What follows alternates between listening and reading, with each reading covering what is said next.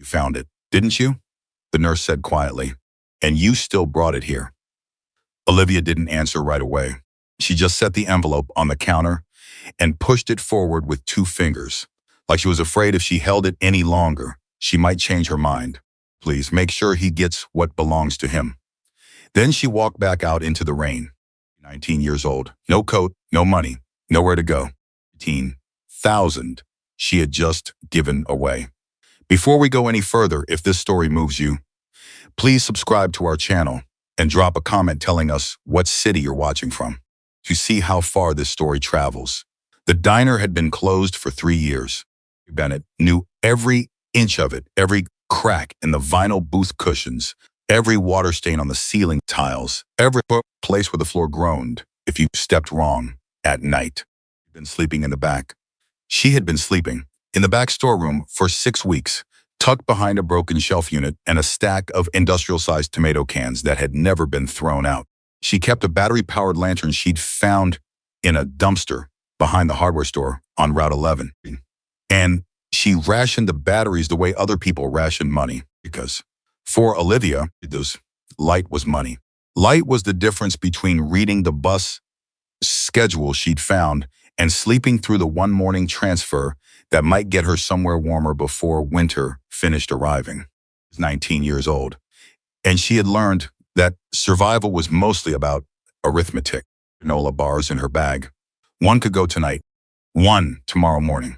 The gas station on the corner threw out the day-old hot dogs at 9:15 if the night clerk was running behind, and he usually was. Church on Maple that did a Wednesday lunch, everyone. No questions asked, everyone. And today was Tuesday, everyone, so she had to make the granola bars work. The jacket had a hole in the left elbow, and the zipper pull had snapped off 2 weeks ago, so she held it closed with a binder clip she'd found on the sidewalk. She had a spare shirt, an extra pair of socks, her mother's photograph, the library card she kept in her front pocket, even though she hadn't been inside a library in 4 months, because she was too afraid once someone would notice. She smelled wrong. The worst part. Not the cold, not the hunger.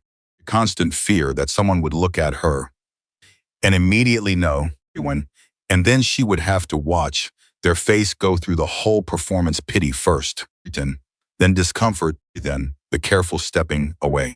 When she had stopped being angry about it, anger took too much energy. What she had instead was a system. Wake before 6. Any sign she'd been there. Walk the 2 miles into the nearest commercial strip before the morning traffic got thick enough that people noticed a girl walking alone with a backpack. Any work, boosting, table reduce, dishwashing, raking, leaf raking, whatever someone would pay her to do off the books. Be invisible. Be useful. Be gone before anyone felt obligated to ask questions. She'd been doing this for 8 months.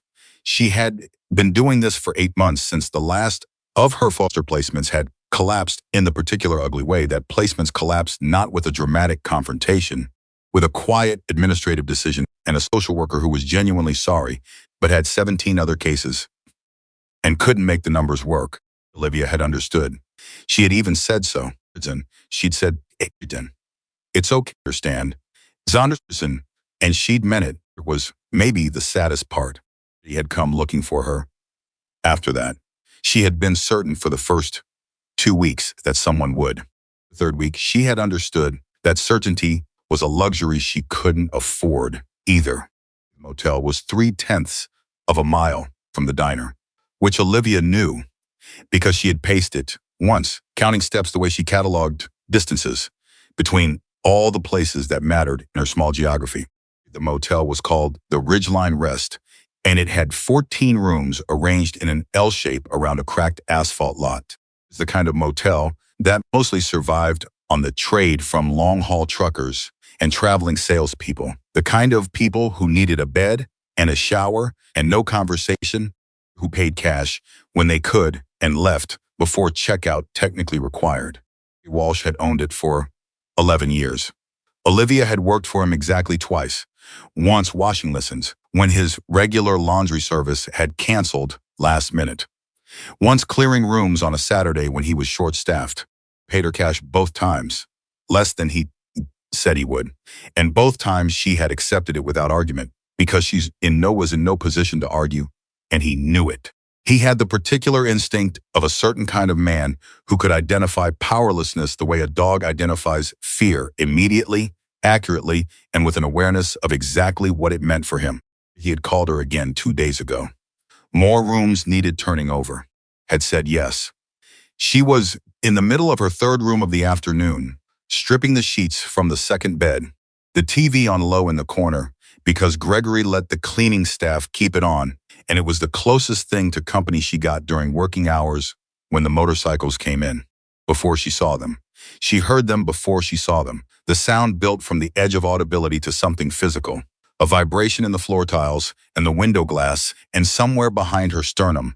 Then she crossed to the window and watched 12 motorcycles pull into the Ridgeline Rests parking lot with the particular ordered precision of people who had been riding together long enough that formation was instinct. Not the motorcycles of men having a midlife crisis on a weekend trip. These were road-worn machines, ridden by men whose road-worn quality matched them heavy jackets with patches she recognized even from a distance, silver hair under helmets, the kind of faces that had forgotten how to perform anything. One man in particular caught her attention, not because he was the largest or the loudest, but because he was the only one who moved slowly. He swung off his bike with the careful deliberateness of someone who had learned that his body required negotiation now, where once it had simply obeyed. He was maybe 60, maybe older. His hair was gray-white, pulled back. His face had the texture of old leather left in the sun too long. He stood beside his motorcycle for a moment after dismounting, one hand on the seat, and even from her window, Olivia could see that the pause wasn't casual. It was the pause of a man steadying himself, deciding whether his legs were going to cooperate. They did. He straightened. He followed the others toward the check-in. She went back to the sheets. The name on the register was Walter Hayes. Gregory mentioned it later, not because he cared, but because he was the kind of man who cataloged names the way he cataloged all information as potential leverage. He said, Stone, they call him. Some kind of elder in the organization, I guess. Rooms for 2 nights. Cash up front. He'd said it with the particular satisfaction of a man counting money before it was quite in his hand. When Olivia had just nodded and taken her cleaning cart to the next room. She didn't think about Walter Hayes again until 11:47 that night. She wasn't supposed to be at the motel that late. Her arrangement with Gregory was day hours. Only she cleaned rooms during checkout turnover and left by 5. But the storeroom at the diner had started getting water through the east wall with the afternoon's rain, and her sleeping spot was soaked, and she'd come back to the motel's rear stairwell because it was covered and partially sheltered, and Gregory had never explicitly told her not to use it after hours, which was the kind of loophole Olivia's whole existence depended on. Then she was eating her second granola bar, her back against the concrete wall, listening to the rain hit the overhang, when she heard the sound from room 7. It was not a loud sound. It was actually very quiet, which was what made it wrong. Hard impact. A single syllable that might have been a word or might have been a breath forced out by something happening to a body. Then nothing. No movement sounds, no TV, no voice. Sat still for 3 seconds. Then she stood up, went to the door of room 7, and knocked. She knocked again harder. Sir? Sir, are you okay in there? Nothing. She tried the handle. Locked. She went to the front desk. The night clerk was a teenager named Marcus who went to the high school 2 miles down the road and worked the overnight shift because his family needed the money and he was saving for a car, playing a game on his phone when Olivia came in from the rain, and he looked up with the expression of someone who has learned not to be surprised by things happening at odd hours. 7, Olivia said. Walter Hayes, I think something's wrong. You're not on shift. I know. Room 7. Open it. I can't just open a guest's room. She leaned forward on the counter and looked at him with the focused calm of someone who had spent months making hard decisions quickly. Something. He's an older man. He was moving slow earlier. In the room or call. 911 yourself, but do one or the other right now. Stared at her for another 2 seconds, then grabbed the master key. Walter Stone Hayes was on the floor beside the bed, conscious, which was the first thing Olivia checked. His eyes were open, tracking, following her when she moved. His breathing was wrong, shallow and irregular, with a quality to it that made her think of her grandmother in the last weeks. A sound that had nothing to do with sleep. Color was bad. His left hand was pressed to his chest. "Can you hear me?" she said, kneeling beside him. "Yes." The word came out carefully, like he was testing whether it worked. "Don't make a fuss." "Sir, I'm going to need you to let me make a fuss. You having pain in your chest?" He looked at her, moved in his expression that wasn't quite irritation and wasn't quite amusement. "I work here. I'm calling 911. I don't. And you don't want me to. I'm doing it anyway." She already had her phone out. She only had a prepaid phone with 17 minutes of talk time left on it. There'd been 4 of them. And she used 4 of them on the 911 call. She didn't think about the 13 minutes she had left, or when she might be able to afford more, because there was a man on the floor, and that was the only math that mattered right now. The dispatcher's voice was professional and calm and told her to stay on the line, and she did, stood in the doorway, looking pale. Olivia sat on the floor next to Walter Hayes and watched his face and talked to him the way the dispatcher had told her to, steady and unhurried, keeping his attention on her voice. "What's your name?" he asked. At one point, his voice rough. "Olivia," he said it like he was filing it. Very calm for a pause, a careful breath. "For someone who doesn't know me." "People are people," she said. His eyes stayed on her face. "Your parents." She kept her expression even, feeling. "Still with me. Still with you." Another careful breath. She didn't answer that one. Instead, she said, "I need you to stay awake for me. Something. Tell me about the bike, the one you rode in on." "About them. Tell me about that." And Walter Hayes, lying on the floor of a motel room in Knoxville, Tennessee, with something's happening to his heart, started talking about a 1987 Heritage Softail he'd had for 22 years, and his voice steadied as he talked. The color got marginally less frightening, and Olivia sat on the floor beside him and listened like she had nowhere else in the world to be. It arrived in 8 minutes. The ambulance arrived in 8 minutes. Olivia stayed out of the way while the paramedics worked, answered the questions they asked her accurately and concisely, and watched them wheel Walter Hayes out of the room on a gurney. His head when he went past her. He said something. She didn't quite catch it. Sounded like "thank you," but she couldn't be certain. He was gone.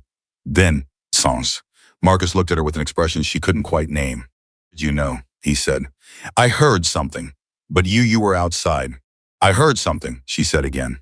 He handed him the master key she'd forgotten. She was still holding. "Tell Gregory I was here." He nodded slowly. In his face, said he wanted to ask more.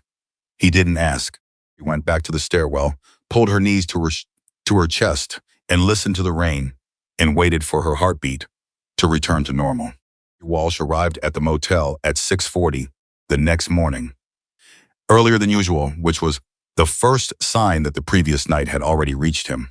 He came in sharp, the particular sharp of a man who has gotten unexpected news about his property and is processing it as primarily a liability question rather than a human event. He did not ask about Walter Hayes first. He asked about the paramedic report and whether there had been any damage to room 7. Then he asked who had been at the motel when it happened. He told him. Gregory found Olivia at 7:15 in room 4, starting on the morning's first checkout turnover. He stood in the doorway and watched her fold a towel before he said anything. "You were here last night," he said. She kept folding, sheltered from the rain. The stairwell, after hours. They didn't go into any rooms, except room 7. He put the towel down and looked at him. "I heard someone fall," the night clerk, and had him open the door. "I called 911. Man had a cardiac event." Gregory's face went through a brief private calculation. He said, "Right, that was the right thing to do." He said it like someone reading from a script about the right thing to do. Appreciate that. Another beat. Shea Stone, he's stable, apparently. Got him at UT Medical. Olivia nodded. Good. She went back to the towels. Gregory didn't leave. She could feel him in the doorway. The weight of something he was building toward. Good work yesterday, he said. And last night, keeping a cool head. Thank you. I pay a fair rate. She said nothing. The thing is, he said, Zapper one with the particular tone of a man arriving at the thing he'd actually come to say. We've got a situation. The room. Room 7. He paused. I need to clean it out and turn it over before his club friends start asking to access it. Procedure. Guest belongings get inventoried and stored. Straightened up slowly and looked at him. All right, I'd like you to do it. Given that you're already here, already familiar with the situation. His eyes were very steady. You understand that whatever you find in that room stays between you and me. That's how it works. That's been how it works here for a long time. She understood him immediately. She had always been able to do that, read the subtext under words the way other people read words themselves.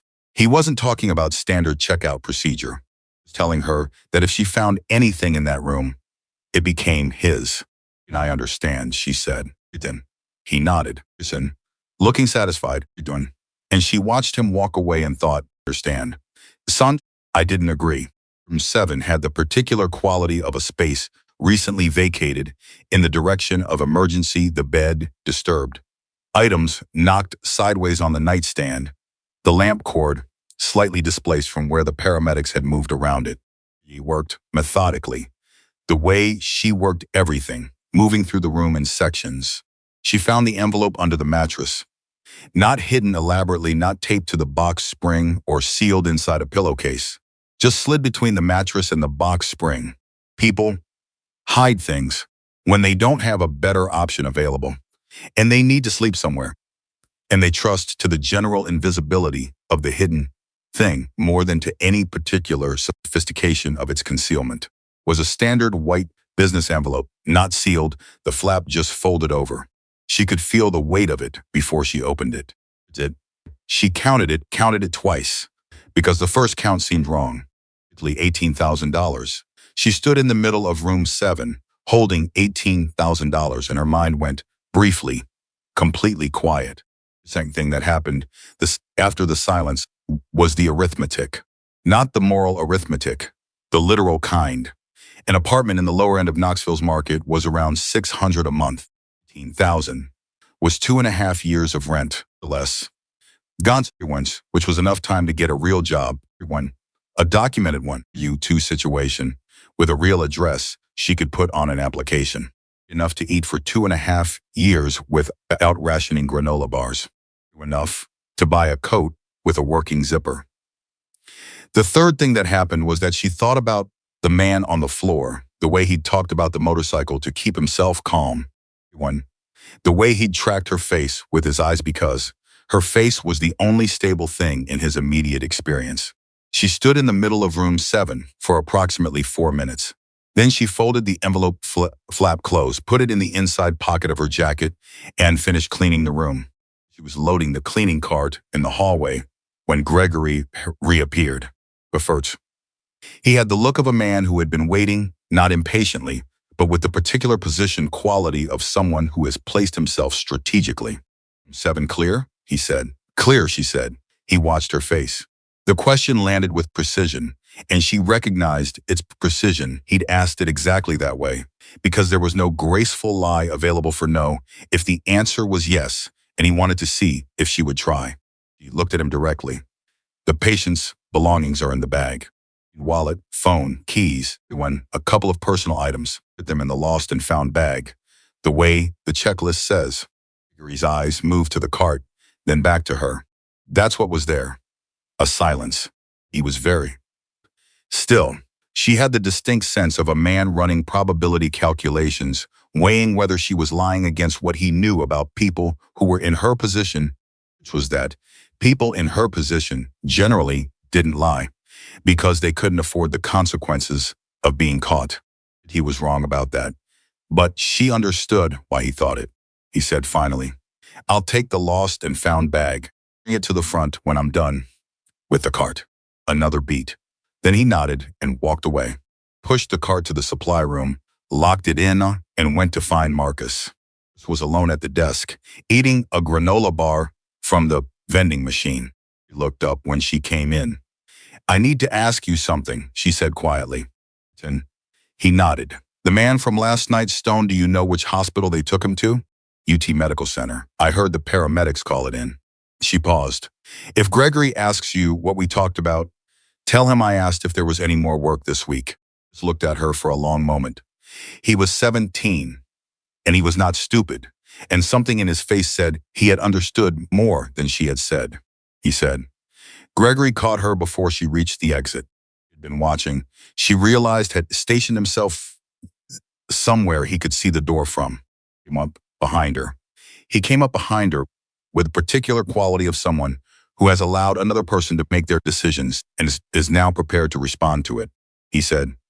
She stopped, turned. He looked at her with an expression that had reorganized itself into something almost friendly, almost paternal.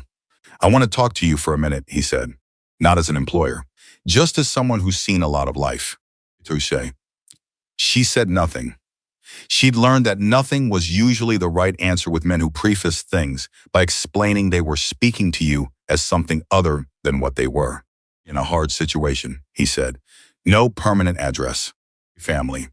Working off the books, he tilted his head slightly. It's a vulnerable position to be in. And I think you're smart enough to know that the world doesn't tend to reward people for doing the hard right thing. It rewards them for being practical. I hear what you're saying, she said. You found something in room 7. He said, plainly. Once, Enthikin. I think you know it's not yours, and you're trying to figure out what to do with that. I want to offer you a third option. She waited. Percent, he said. $7,200. You give me the envelope, I take the rest. Nobody knows anything. Hayes is in the hospital, he's sick. His family's complicated. There's no guarantee that money comes back to anybody it was meant for. This way you get a clean start and it doesn't disappear into the system somewhere. It was a good speech, structured carefully. In Obedico, hitting all the places where a person in position might be weak, the uncertainty about the money's destination. The practical appeal, he went. The framing of her as someone making a smart choice rather than a dishonest one. Tick. She could see the work that had gone into it, and she gave it credit for that. She said, Who has Stone's phone? His expression flickered just slightly, just briefly. His phone, from the lost and found bag. I need to borrow it for 5 minutes. He stopped, recalibrated. Why? Because I want to call his family, she said. Whoever is listed in his emergency contacts. I want to let them know he's at UT Medical. Stared at her. Something moved in his face that wasn't calculation anymore. Something older and uglier. The recognition of a person who cannot be leveraged and the specific dislike that produces in someone who depends on leverage. You're making a mistake, he said quietly. I probably make mistakes all the time, she said. Isn't one of them. You have no money. You have nowhere to sleep. You have no one in this city who knows your name. He stepped closer, not threatening exactly, but occupying space in a way that was meant to communicate what threatening felt like. You need me more than you need to feel righteous. I don't feel righteous, she said. I feel clear. She stepped to the side, creating space. The lost and found bag, Gregory. Can I see Stone's phone or not? His jaw tightened. The bag goes to the hospital with his other belongings. Procedure. Great, she said. Then I'll go to the hospital. He walked past him. He said her name again. She didn't stop. Him say, behind her, you come back here and you're not employed anymore. Understand that. You think about what that means. She thought about what it meant. She thought about it for the 3 steps it took to reach the exit door. Then she pushed through it into the rain. Not improved since the night before. It's the kind of persistent November rain that didn't commit to being dramatic, just maintained itself at a steady, cheerless level that made everything slightly colder and wetter than it would have been otherwise. Walked with her jacket out held closed with both hands, when she didn't need them for balance, the envelope in the inside pocket where it stayed dry against her body heat. She had 4 miles to walk. She knew the route. She'd looked up UT Medical Center on the library computer 2 months ago when she'd sprained her wrist and been trying to decide if it was worth going to the emergency room. She hadn't gone. The wrist had healed on its own. She walked. This mile was the commercial strip gas stations, fast food, a used car lot with a string of flags that whipped and snapped in the rain. She kept her head down and her pace even. A car slowed beside her briefly, someone deciding whether to offer her a ride or just observing, then accelerated away. The second mile cut through a residential neighborhood, houses that did them, some of them well-maintained and some of them not, trees, dropping wet leaves across the sidewalk. She passed a woman walking a dog in a yellow raincoat. The woman looked at her with the reflexive concern of someone registering a young person in bad weather, but the dog pulled toward a hedge and the moment passed. Trees and Monzo. She thought about the money. She had been trying not to think about it specifically, but she still let herself now walking through the rain with 4 miles between her and where she was going. She thought about it the way she would have thought about a math problem, not emotionally, just factually. $18,000. Someone had earned it or saved it or been given it, and then they had put it under a mattress because they were sleeping somewhere unfamiliar. And that was where you put things you didn't want taken. They hadn't hidden it from an enemy. They'd hidden it from the generalized insecurity of sleeping somewhere that wasn't home.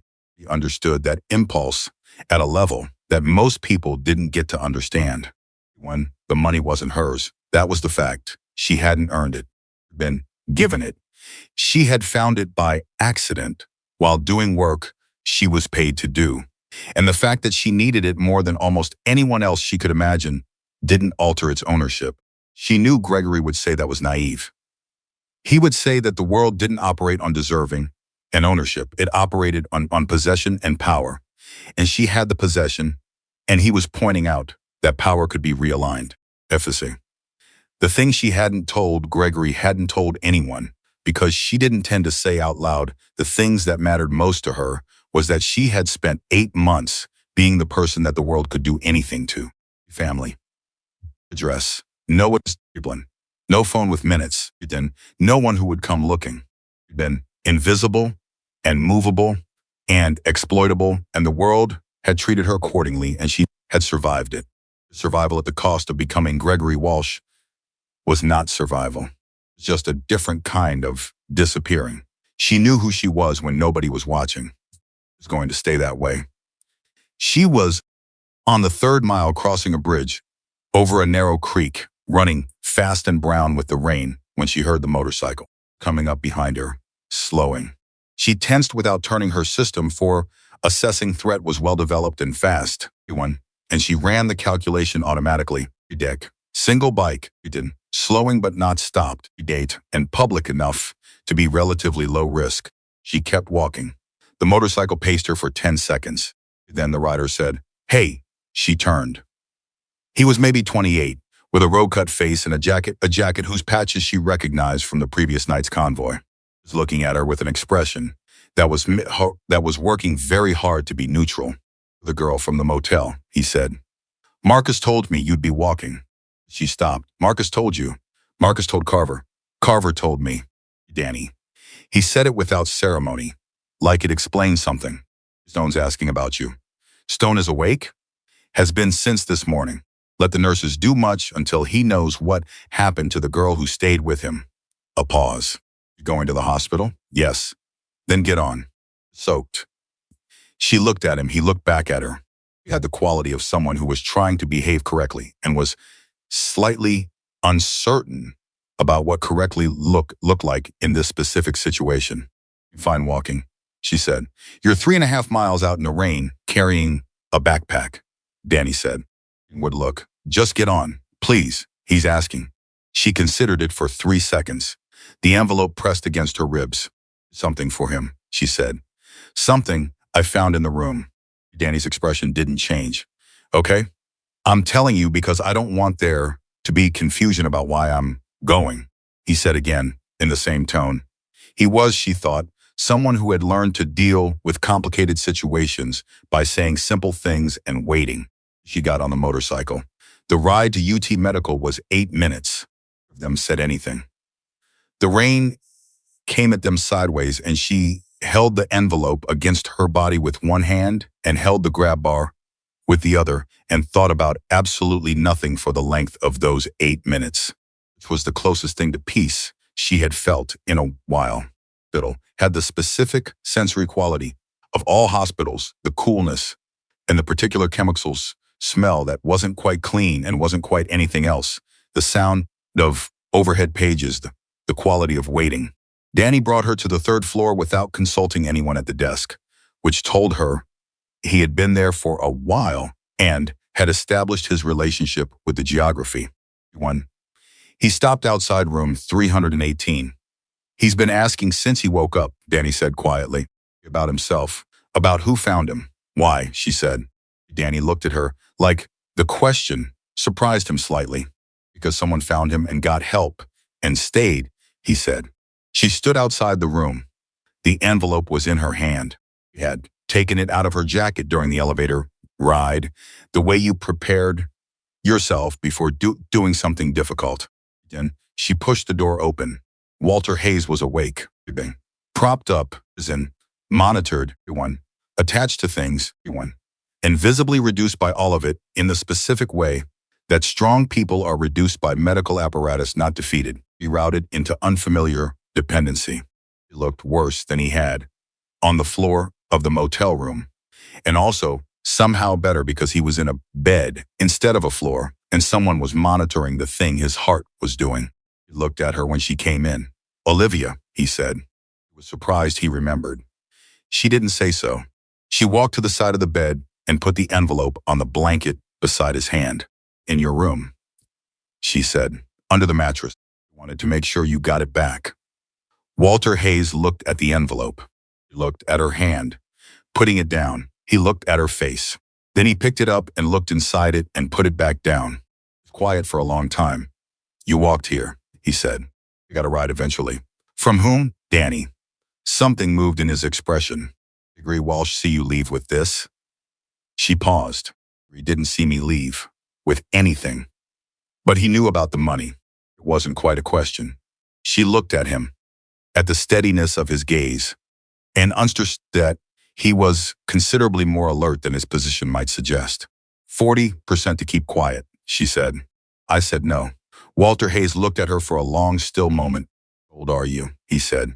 19. Where are you sleeping tonight? He hadn't planned to answer that question. She opened her mouth to say something deflecting, something that moved them past it. I'll figure it out, she said. Walter Hayes reached out and put his hand over the envelope on the blanket beside him, taking it, not pushing it toward her, just placing his hand on it, like grounding himself. He said quietly, you won't have to, everyone. And the way he said it, not with pity, not with performance, but the flat quality of a man who had made decisions. Decisions made her understand that something had just shifted. She just didn't know yet what it had shifted into. She stood in room 318 of UT Medical Center. It went soaking wet. It's 19 years old, entire life in a backpack on her back. And Walter Stone Hayes held her gaze with the focus of a man who had seen everything and was still capable of being surprised. The heart monitor continued its work. The rain kept falling outside the window, and something that had no name yet was just beginning. She had expected him to thank her and let her go. Script she had written in her head on the walk over, deliver the envelope, confirm it reached its owner, and slip back out into the rain the way she slipped out of every situation that threatened to become too large for her to manage. She had spent 8 months perfecting the exit. She was very good at it. Hayes was not cooperating with her script. He hadn't moved his hand from the envelope. He was still watching her with that focused, unreadable quality, the kind of attention that didn't feel like inspection so much as recognition. Like he was looking at something he understood, but hadn't expected to find here, in this room, wearing a wet jacket held closed with a binder clip. He said, it wasn't a request, exactly. It wasn't a command either. It occupied some third register that she associated with people who were used to being listened to without having to perform authority. She sat in the chair beside the bed. "Tell me about Gregory Walsh," he said. "There's not much to tell. You walk through a rainstorm rather than take his money," Stone said. "It means there's plenty to tell. Start wherever you want." She looked at her hands. They were still damp, her knuckles reddened from the cold. He thought about what to say and what not to say, and then decided that he had earned a straight answer, if anyone had. "He's been running the motel for years," she said. "He hires people who can't say no, people who need the cash and won't complain if he pays them less than he said, or changes the terms after the work is done. I've worked for him twice before today." She paused. "Times he shorted me." Stone was quiet. "He knew I found the envelope," she said. "He guessed it. He came to me with a split 40% for me, 60 for him. Nobody says anything." He said Stone Hayes was sick, said there was no guarantee the money would get to who it was meant for anyway. He made it sound like the practical choice. "He's had practice with that speech," Stone said. He looked up. "You know about him?" "I know the type." His jaw tightened slightly. "Pulled into that lot because it was the nearest place with 12 rooms. Do any research on Gregory Walsh?" A pause, a careful breath. "You're doing some now." Something in his voice changed on that last sentence, and Olivia filed it without comment. She had learned to catalog the particular quality of a man saying a thing and meaning more by it than the words themselves contained. "He said he'd fire me," she said, "when I walked out. He said to think about what that meant." "What does it mean?" She met his eyes. "It means I need to find work somewhere else, which is what I've been doing since I was 17. So," she said it lightly, not performing toughness, but genuinely meaning it. "Those, I'll figure it out." Stone looked at her for a moment that stretched past comfortable. Then he said, "Danny." The door, which had been slightly ajar, opened fully. He leaned in. "Yeah, get Carver." Danny disappeared. Stone turned back to Olivia. "Are you hungry?"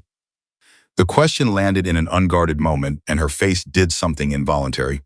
Before she could stop it, a brief fractional drop in her careful neutral expression that lasted maybe half a second. She covered it. But Stone had seen it. "I'm fine," she said. "Isn't what I asked." A silence. "I had a granola bar this morning," she said. Pretend. Stone looked at the ceiling for a moment.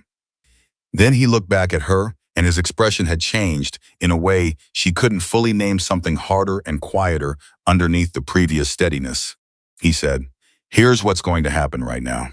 You're going to stay in this room. Danny is going to bring you food from the cafeteria downstairs. You're going to eat it. And then we're going to talk. You don't have to." "I know I don't have to." His voice hadn't risen, but it had acquired a kind of finality. "You sat on a floor in a motel room and talked me through a cardiac event. You found $18,000 that you needed. And I think we both understand exactly how much you needed it, and you carried it 4 miles in the rain to give it back. You can let someone buy you a sandwich." She opened her mouth. He said, "It's not charity, it's a meal. Don't make it something complicated." She closed her mouth.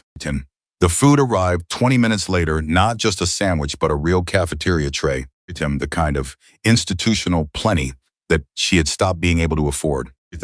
Hot soup, a sandwich, an orange, coffee, corn. Danny set it on the rolling table and pushed it toward her without ceremony, and she ate with the focused attention of someone who was not going to let pride get between her and hot food. Stone watched her eat without making it a thing he was watching. He asked her questions, low and conversational, and she answered between bites. And by the time the tray was mostly clear, she had told him more about the last 8 months than she had told anyone, including, especially herself. Foster care, the aging out, the temporary jobs, the diner storeroom, the arithmetic of granola bars and library computers and bus schedules. She didn't tell it as a tragedy. She told it the way she experienced it, as logistics. Solution, next problem when she finished. Stone was quiet for a moment. Then he said, "How long have you been alone?" "Since I was 16. My mother was the last. She got sick, and the placement situation after that didn't." She stopped. "It's been about 3 years." "3 years, yes." Another quiet. The heart monitor continued its steady narrative. Down the hall, someone laughed. The ordinary sound of a hospital in the middle of its day. He came looking for you. Stone said. It wasn't a question. That bothers me, he said.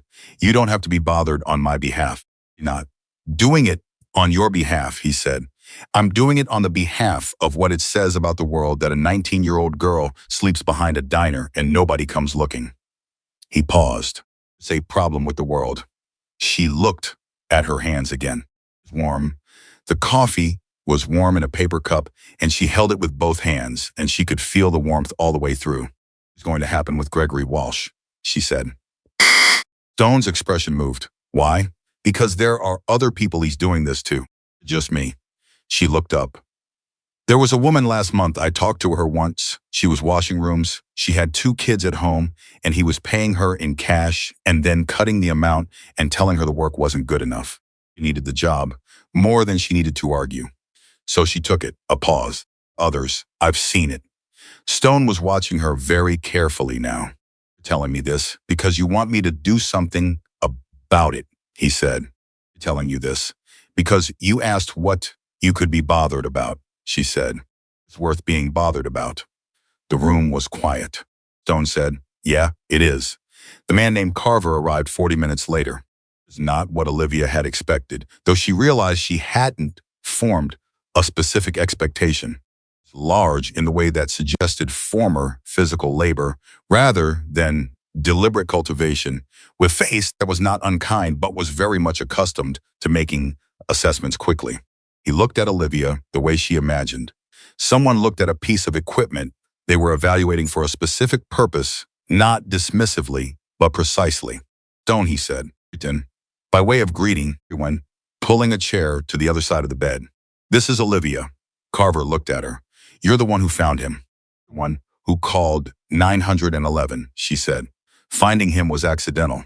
Something shifted in Carver's expression that might have been the early stages of approval. He said, she also found my money and returned it. Turned down a cut from Gregory Walsh. Carver looked at the envelope on the blanket and back at Olivia. How much did he offer you? $7,200. You said no. I said no. Carver was quiet for a moment. Why? She had been asked this, essentially by Stone, by the general pressure of the situation. Gregory himself gave the same answer she would have given any of them, because it wasn't mine. Looked at Stone. Stone said, I want to know everything about Gregory Walsh. I want to know who else he's been doing this to. Make some calls, Carver said. Do that? And Stone paused, looked at Olivia. What's the situation with a place to stay tonight? His eyes came back to her. She felt particular discomfort of being the subject of practical discussion that concerned her own vulnerability. But, she said, which was true only in the most technical sense, the diner storeroom was still there, one east wall leak and all. Stone said, Carver, I'll handle it, Carver said. You don't have to. She started. Olivia. Stone said her name with a kind of weighted simplicity. You returned my money. You have every right to refuse what I'm offering. I'm going to keep offering it until it stops making sense to, so you might as well let me get it out. He paused. The rental property on the east side of the city had been sitting empty for 2 months waiting on repairs. Repairs are mostly done. There are 3 rooms and a working heater. Cousin manages it. I can't afford. I didn't say anything about money. She looked at him. I'm not looking for charity. I know you're not. His voice was steady and unhurried. You're not offering charity. I'm offering shelter to a 19-year-old who did an honest thing in a situation where nobody would have blamed her for the other choice. He held her gaze. You know, there's a difference. Teasoned. Zon. She did know. She also knew that knowing the difference didn't make accepting easier, because the architecture of her last 3 years had been built on the rule that accepting things from people meant owing them something, and owing people things in her position was dangerous. Reading this, Stone said, you don't owe me anything, even gratitude. The money was mine, and you gave it back, starting from zero. A long silence. 1 month, she said finally. When I'll find work, find my own place, and I'll be out in a month. It's fine, Stone said. Carver stood. I'll call Danny. He looked at Olivia with that same assessing directness. Anything with you? She touched the strap of her backpack. Everything I own.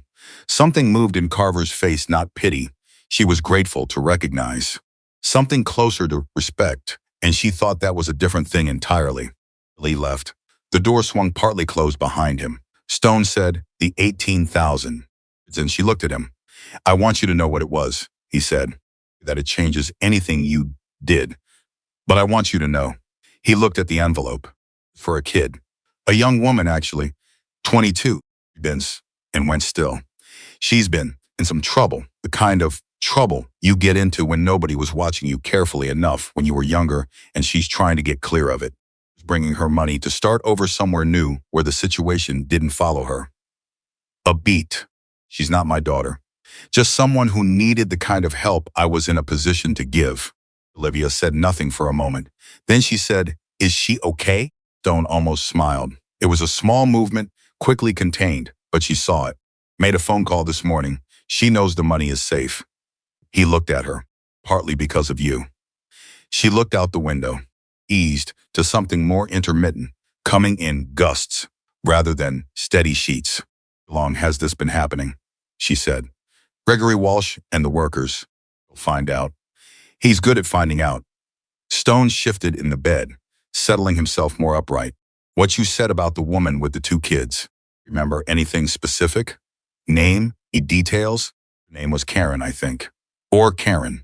She had a blue Corolla with a cracked taillight. She mentioned a daughter in 2nd grade. She paused. He came back to work the week after he cut her pay. She needed the job. Okay. He was quiet, processing. Are there others you talked to? I didn't talk to many people. I tried not to draw attention. A pause. I saw. There was a guy, maybe 40, did maintenance work. He'd been there for 2 years. And I heard Gregory tell him his rate had changed. That business was slow. And didn't argue, just nodded and went back to what he was doing. She stopped. He thought about saying something to him. I didn't. She was honest, because I couldn't afford to be involved in anything. Gregory decided I was a problem. I had no backup. He wanted to call. It was risk I couldn't take. She met Stone's eyes. And I'm not proud of that. You were surviving, he said. Stone was quiet for a moment. That's true, he said finally. And it's also true that you're here now. He came back at 3:15 with a paper bag from somewhere that smelled like actual food, not cafeteria food, real food, a restaurant somewhere, and set it on the foot of the bed without announcing it. He looked at Olivia. The place has heat, he said. Taking shower. I checked. She said, thank you. Thank me. Stone will get weird about it. He pulled a key from his jacket pocket and set it on the arm of her chair. This is on the tag. It's a 15-minute bus ride from here.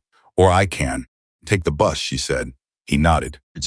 He seemed about to say something else, stopped. One. Then said it anyway. Just told me what you said to Gregory about walking out. A beat. He said you didn't even hesitate. I hesitated, she said. I hesitated for about 4 minutes alone in that room. And he looked at her. What made you decide? She thought about it. She thought about who I'd be if I took it, she said. And I didn't like that person. Danny was quiet for a moment. He said, it is, which seemed, coming from him, like a considerable statement. Stone's eyes were closed. Whether sleeping or resting, she couldn't tell. Breathing had evened out into something steadier than it had been that morning. The monitor continued its work. She stood to go. She paused at the door. Stone, she said quietly. Not sure if he was awake, he said, without opening his eyes. Thank you, she said, for the room, and for not making it a bigger thing than it is. He opened his eyes then. He looked at her from across the room with that focused, unreadable steadiness that she was beginning to understand was simply how he saw things clearly, without decoration. And you did, he said, is a bigger thing than you're making it. I want you to know that. She didn't answer. She wasn't sure she had an answer. She lifted her hand in a small, awkward wave on that she immediately felt embarrassed about and pushed through the door into the hallway. He heard him say very quietly as the door swung closed, get some sleep. The apartment was on the 3rd floor of a building on Alcott Street. his cousin. And Carver's cousin, whose name was Marion, was a compact woman of about 50 who had clearly been given a brief summary and had decided on her own terms what that summary meant about Olivia. What it seemed to mean was practical assistance offered without commentary, showed her the apartment with the brisk efficiency of someone who had somewhere else to be and trusted her to figure out the rest. Working heater, working shower, hot water, a bed in the back room with sheets that were clean and a blanket that was adequate, a small kitchen with a working refrigerator containing, she had discovered after Marion left, a jug of orange juice, a loaf of bread, a jar of peanut butter, and 6 eggs. She stood in the kitchen and looked at the eggs for a long moment. Then she sat down on the floor with her back against the cabinet, not because there wasn't a chair, because she had been sitting on floors for long enough, but because she had been on floors for long enough that they felt more stable than the chairs, and she put her hands over her face and held herself very still for about 3 minutes. She didn't cry. She had trained herself out of it, mostly, the first months of being alone. Because crying alone was one of those things that used up more than it returned. But she held herself still and breathed and let whatever was moving through her move through her without naming it. The heater clicked on. The radiator knocked twice and then settled into a low, steady warmth. She'd been cold for 4 months. She held still and let the warmth arrive. She didn't sleep well because sleeping well in a new place required a kind of trust her body didn't issue automatically. She woke 3 times. Checked the door, the windows, checked the windows. She assured herself of where she was and confirmed that it remained stable. Returned to something that was at least horizontal and warm. By 6 in the morning, she was up, showered the shower. It was something she hadn't realized. She'd needed to feel like a person until she felt like a person again, and sitting at the kitchen table with eggs she'd scrambled on the actually functional stove with the concentrated attention she brought to all food. Though there was a different quality to it this morning that she couldn't quite name.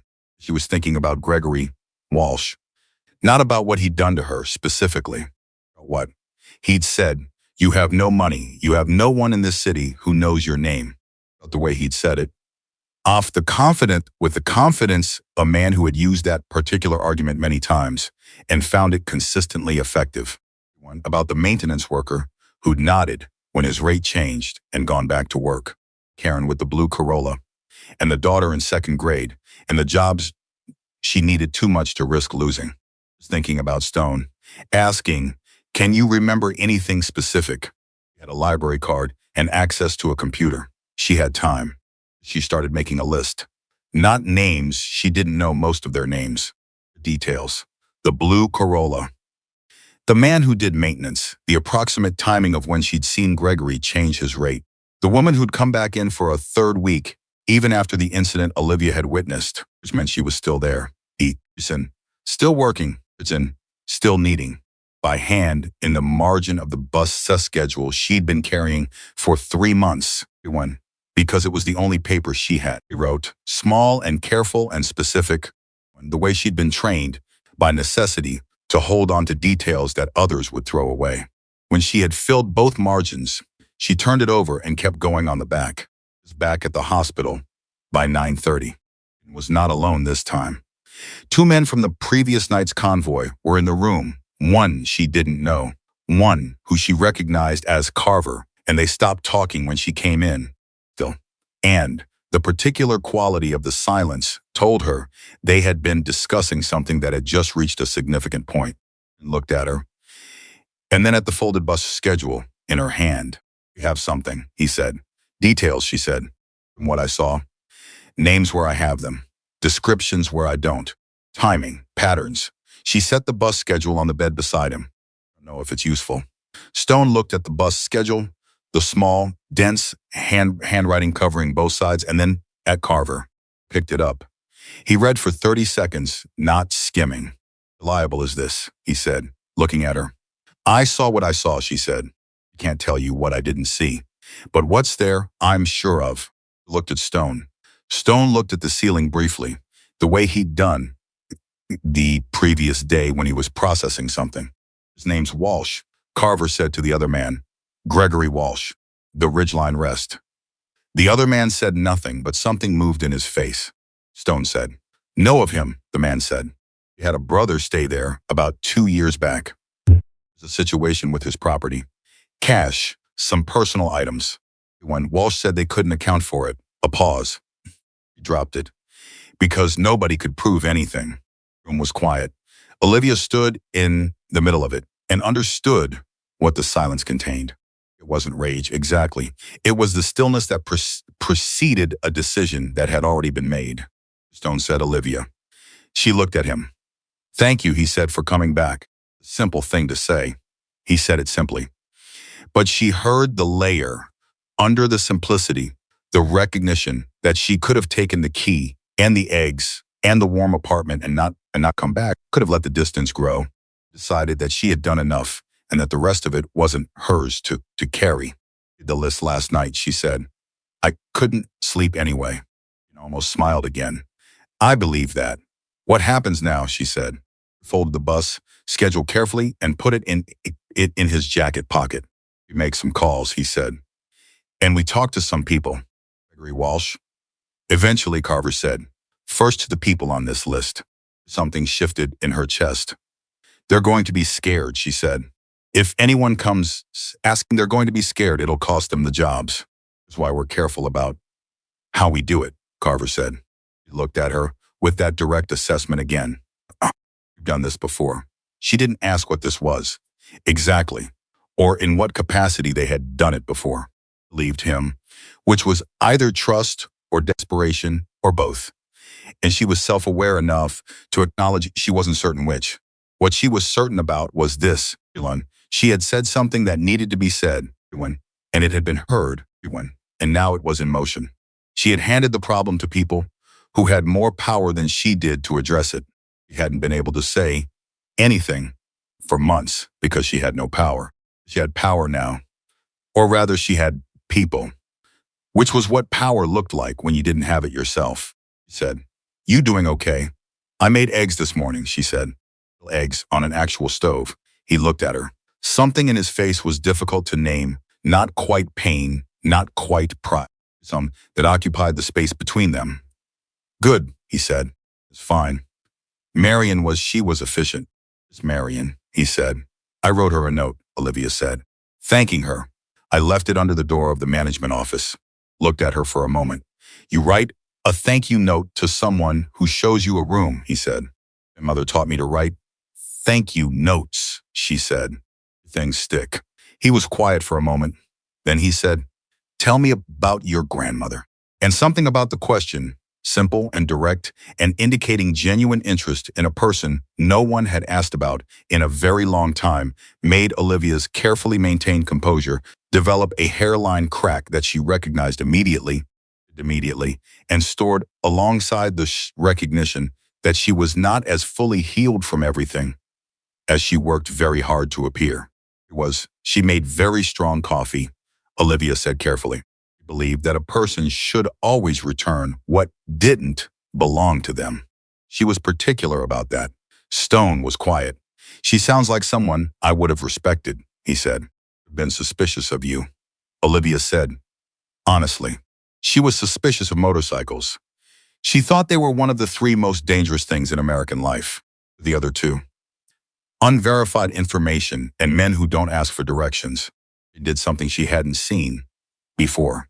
He laughed short and genuine. The kind that comes before the body has a chance to curate it. The kind that costs something from people who don't usually spend it freely. He winced slightly when he did it. Because of the cardiac situation, and she said immediately, sorry. Sorry, he said. God, don't be sorry. He was still half lying, careful about it. Remember. I can't remember the last time someone made me do that. The heart monitor kept its pace. Outside the window and had stopped when, and the light coming in was the thick, pale quality of November's sun that is doing its best. Came back and 15 minutes later with a phone pressed to his ear, held it away from his face and said to Stone, Walsh fired 3 people this morning. Them were on her list. The laughter was gone. Dead Olivia. He's covering. He knows I talked to you, she said. Isn't a question. Probably someone told him you were here yesterday, Carver said. The motel's not a big community. She thought of Marcus, then dismissed it. This had helped her find Danny. Marcus had. She thought about it. Marcus had been 17 and scared and in an impossible position. She didn't blame him. The woman with the blue Corolla, she said to Carver. Was she one of them? Carver checked his phone. She wasn't on his payroll. Cleaned rooms, but he paid her cash off the books. She's not on any record, which meant she had even less protection than the others. Leah looked at Stone. I need to talk to her, she said. She'll talk to me. You don't have to. Stone started. I don't have to, she said. That doesn't seem to be how this works. Stone held her gaze. Then he said, Carver will get you an address.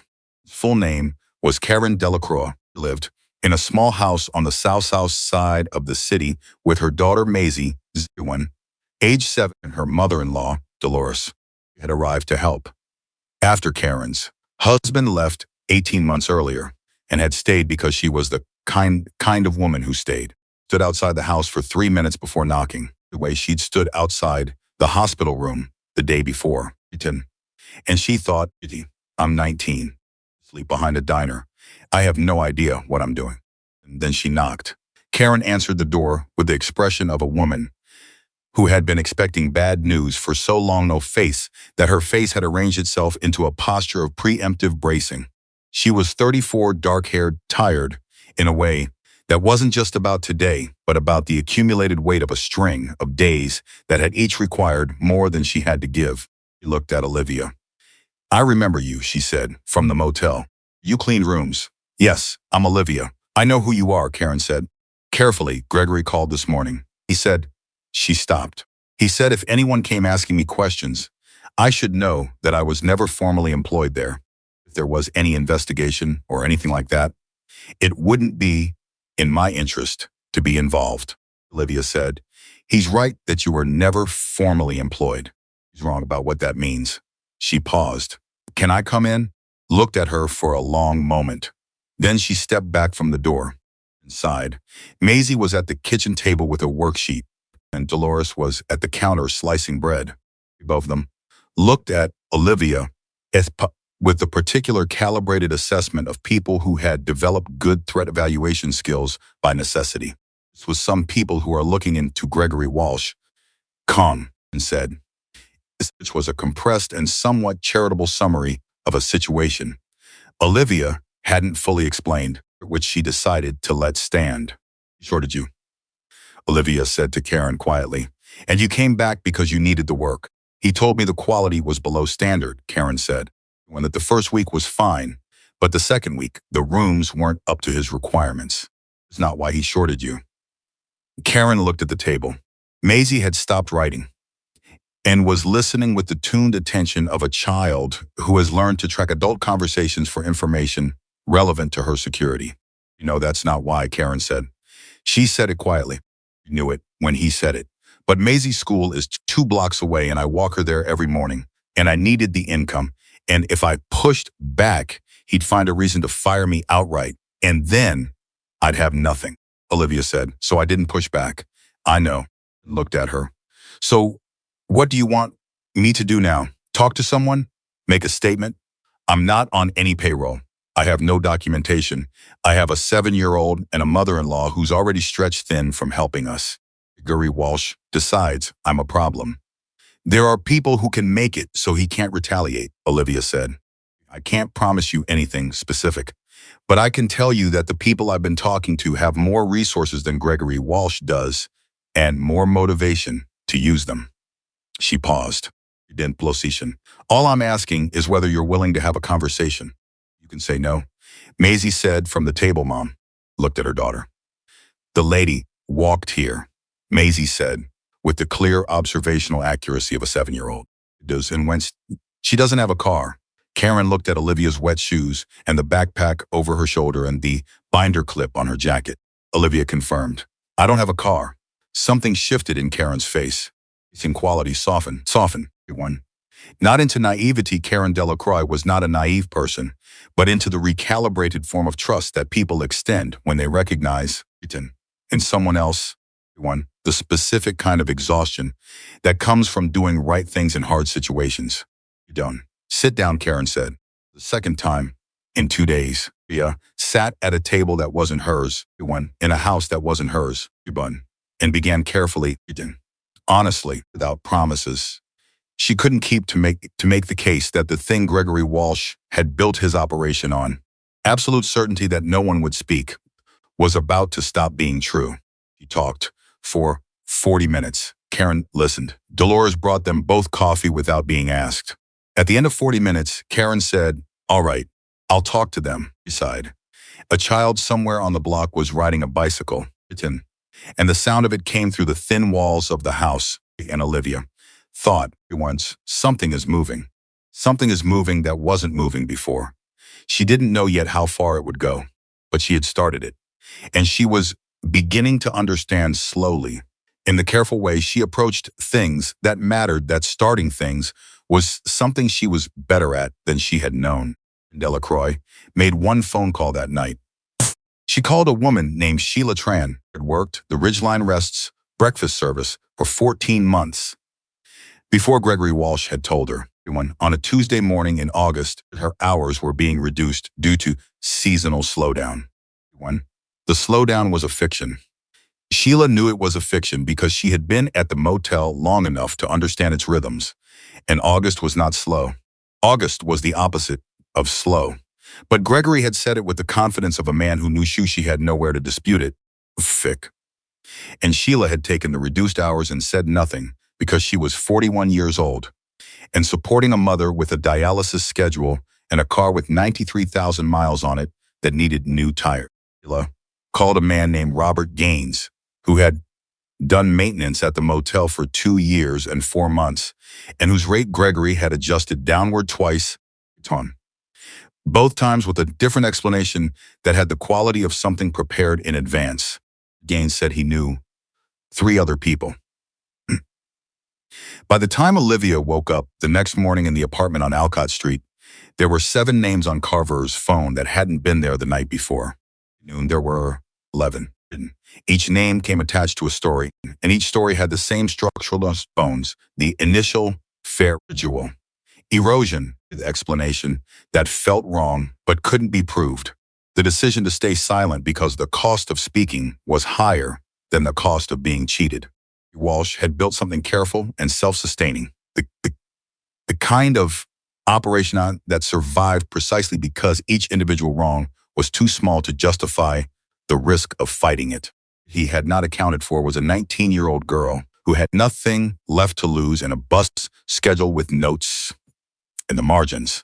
Olivia found out about the 11 names when she arrived at the hospital at 9:15 and found Stone's room more crowded than it had any medical justification for being. Was there. And Danny, men she'd seen in the parking lot the first night, but hadn't spoken to, a woman in her mid-50s named Paulette, who turned out to be a local attorney and who had the crisp, evaluative manner of someone who charged by the hour and was currently not charging. Paulette looked at Olivia the way people looked at things that were more complicated than they had expected. "Started this," she said. "I returned some money," Olivia said. "And then you went and talked to Karen Delacroix." "Yes, and Karen talked to Sheila, and Sheila talked to Robert. And now I have 11 potential clients sitting on a pattern that goes back at least 4 years." Paulette paused. "All because you returned some money and then couldn't let it go. On that list we're getting stolen from," Olivia said. "You knew about it, and I had the chance to say something." Paulette looked at her for a moment that Olivia held without flinching. "How old are you?" Paulette said. 19. "Have you eaten breakfast?" It was so unexpected that it took Olivia a half-second to process it. "Yes," she said. "Eggs." "Good," Paulette said and turned back to Stone. One had been watching this exchange with the focused attention he brought to everything. When something in his face had settled into a quality she was beginning to identify as satisfaction, not pleasure. Exactly. Recognition of things going in the direction they ought to go. "It's going to file," he said. "A wage theft claim," Paulette said. "Multiple complainants. Documented pattern. 4 years of history if we can get the records." Walsh is going to have a problem. He fired people yesterday, Olivia said, when he heard I'd been here. 2 of them were people I'd identified. Paulette's expression changed, but something sharpened in it. Retaliatory termination, she said almost to herself. Actually helpful. That's documentation of awareness. He does this because people don't fight back, Olivia said. Because they're weak. Because fighting back costs something they can't afford to spend. Counted on that for years. He's counted on it correctly, Paulette said. Until now. The room was quiet for a moment, with the particular quality of a room in which a decision has just become real. Said, Olivia. She looked at him. You're going to be part of this, he said, if you're willing. As a witness, potentially.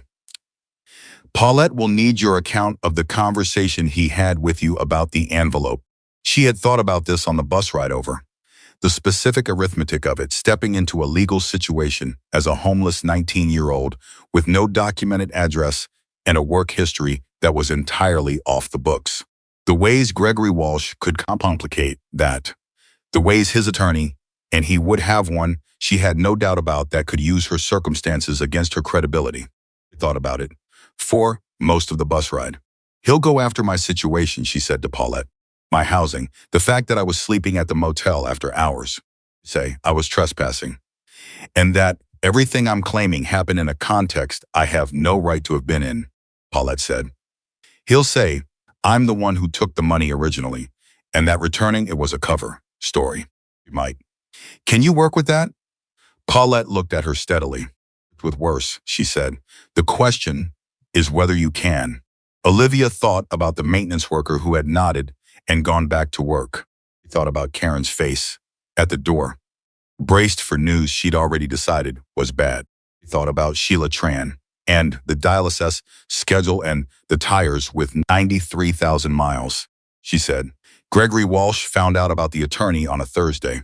Told her later that the information reached Gregory through the particular clerk of a small information network, Kamal Commercial District, where everyone knew everyone else's business, and where the presence of a 55-year-old attorney with a yellow, asking questions at the coffee shop 3 doors down from the Ridgeline Rest was not something that went unnoticed.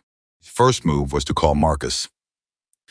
Marcus was 17 years old and had known Gregory Walsh for 8 months and had watched from behind the front desk. Things he hadn't understood at the time, but understood better now. He was also the person who had let Olivia into room 7, given Danny her general location and direction of travel, who had, in a technical sense, made everything that followed possible. Gregory called him. Gone. Just listened to what Gregory said, and then said, "You didn't. I don't know anything about that." You didn't, which was not true. Gregory knew it wasn't true. Marcus knew. Gregory knew. They both stayed on the line for a silence that was full of the things neither of them was saying. Marcus said, "My mom knows a lawyer. Family law, not this kind of thing. But she knows one." Gregory said, "I don't need you to know a lawyer, Marcus. I need you to tell me what you told these people." "You told them the truth," Marcus said. Another silence. "Fired," Gregory said. Marcus had expected this, which was the only reason it didn't land harder than it did. "Okay," then, and hung up the phone and sat in his car in the parking lot of the gas station where he'd taken the call on his break and thought about what he had just done and decided he was not sorry about it. Surprised him slightly because he had thought he would be. To the hospital. Gone. He had never been there before. He had no particular reason to go. He knew the address from the night he'd called it in. When Olivia found Stone, he drove there. Because it was the only place he could think of that had anything to do with what was happening. He found Danny in the parking structure, leaning against a motorcycle and eating chips from a vending machine bag. "Just got fired," Marcus said. Danny looked at him for a moment. "Walsh?" "Yeah. For talking to us, for telling them the truth," Marcus said, because that was what it was. Danny was quiet for a second. Then he said, "Come upstairs," and heard the story with the same focused stillness he brought to everything. And when Marcus finished, Stone looked at Paulette, who had come back that afternoon with a yellow legal pad now covered in notes. Retaliatory termination of a minor employee, Paulette said. It was also now a witness. She wrote something on the pad. Walsh is having a very bad week and he doesn't fully know it yet. Then Marcus looked around the room at the bikers, at the attorney. Not the blue one, at Stone in the hospital bed, Olivia in the chair by the window, with the expression of someone who has stepped into a situation considerably larger than they had calculated. Is she okay? He said to Stone, nodding at Olivia. When she left, he stopped. He said some things. She walked out. I'm fine, Olivia said from the window. He said, Marcus stopped again, recalibrated. He has a way of talking about people, about what they're worth, what they can and can't do. He looked at Olivia. Didn't say anything when he said it about you. I should have. He called Danny, she said. You told him I was walking to the hospital. It's not the same as Marcus. She said it quietly, but with an evenness that stopped him. That counts. He looked at her for a moment. He was 17 when, and he was trying to work out what kind of person he was, which was the specific work of 17 when she could see it happening in real time, he said. Stone said, Paulette, can't you add him to the documentation? Doing it, Paulette said. Writing. Twist that nobody had anticipated arrived on Friday afternoon.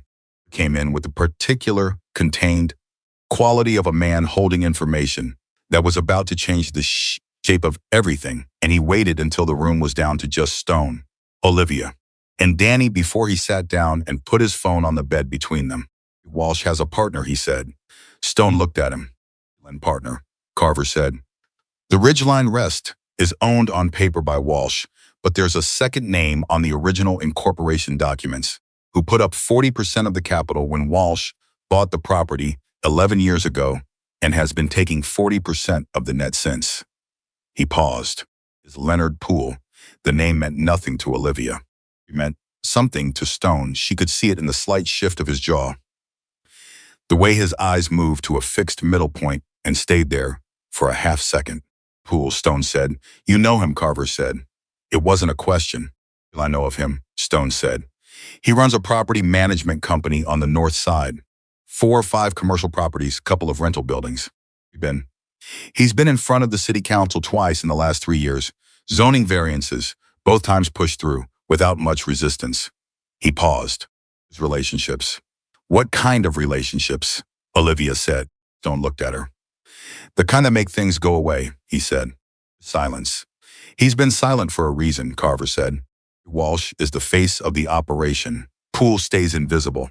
If Walsh gets exposed, Poole's first move is going to be to establish that he was a passive investor with no operational involvement. You do that? Olivia said. He can try, Paulette said from the doorway. Come back. Olivia hadn't heard her return, and she was standing with her legal pad, and an expression that Olivia was beginning to read as the version of Paulette's face that appeared when she, or something, she intended to be very thorough about. But passive investors who take 40% of net revenue over 11 years tend to have a harder time claiming ignorance than they anticipate. She walked to the chair and sat down and opened the legal pad to a new page. Me about Leonard Poole, she said, with Leonard Poole as Paulette.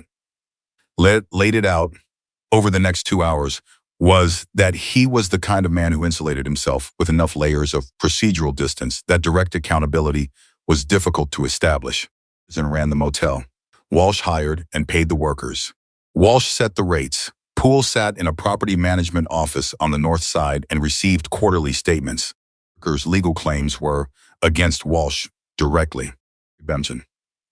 Paulette was clear about this, but there was another dimension to what Gregory Walsh had been doing, and it was this dimension that had Carver making phone calls in the hallway and Stone watching the ceiling with the focused stillness of a man running calculations he wasn't sharing. Ridgeline Rest's books, as far as anyone had been able to access them, showed a consistent pattern of wages paid at the agreed rate. The cash workers, Karen, others like her, didn't appear in the books at all.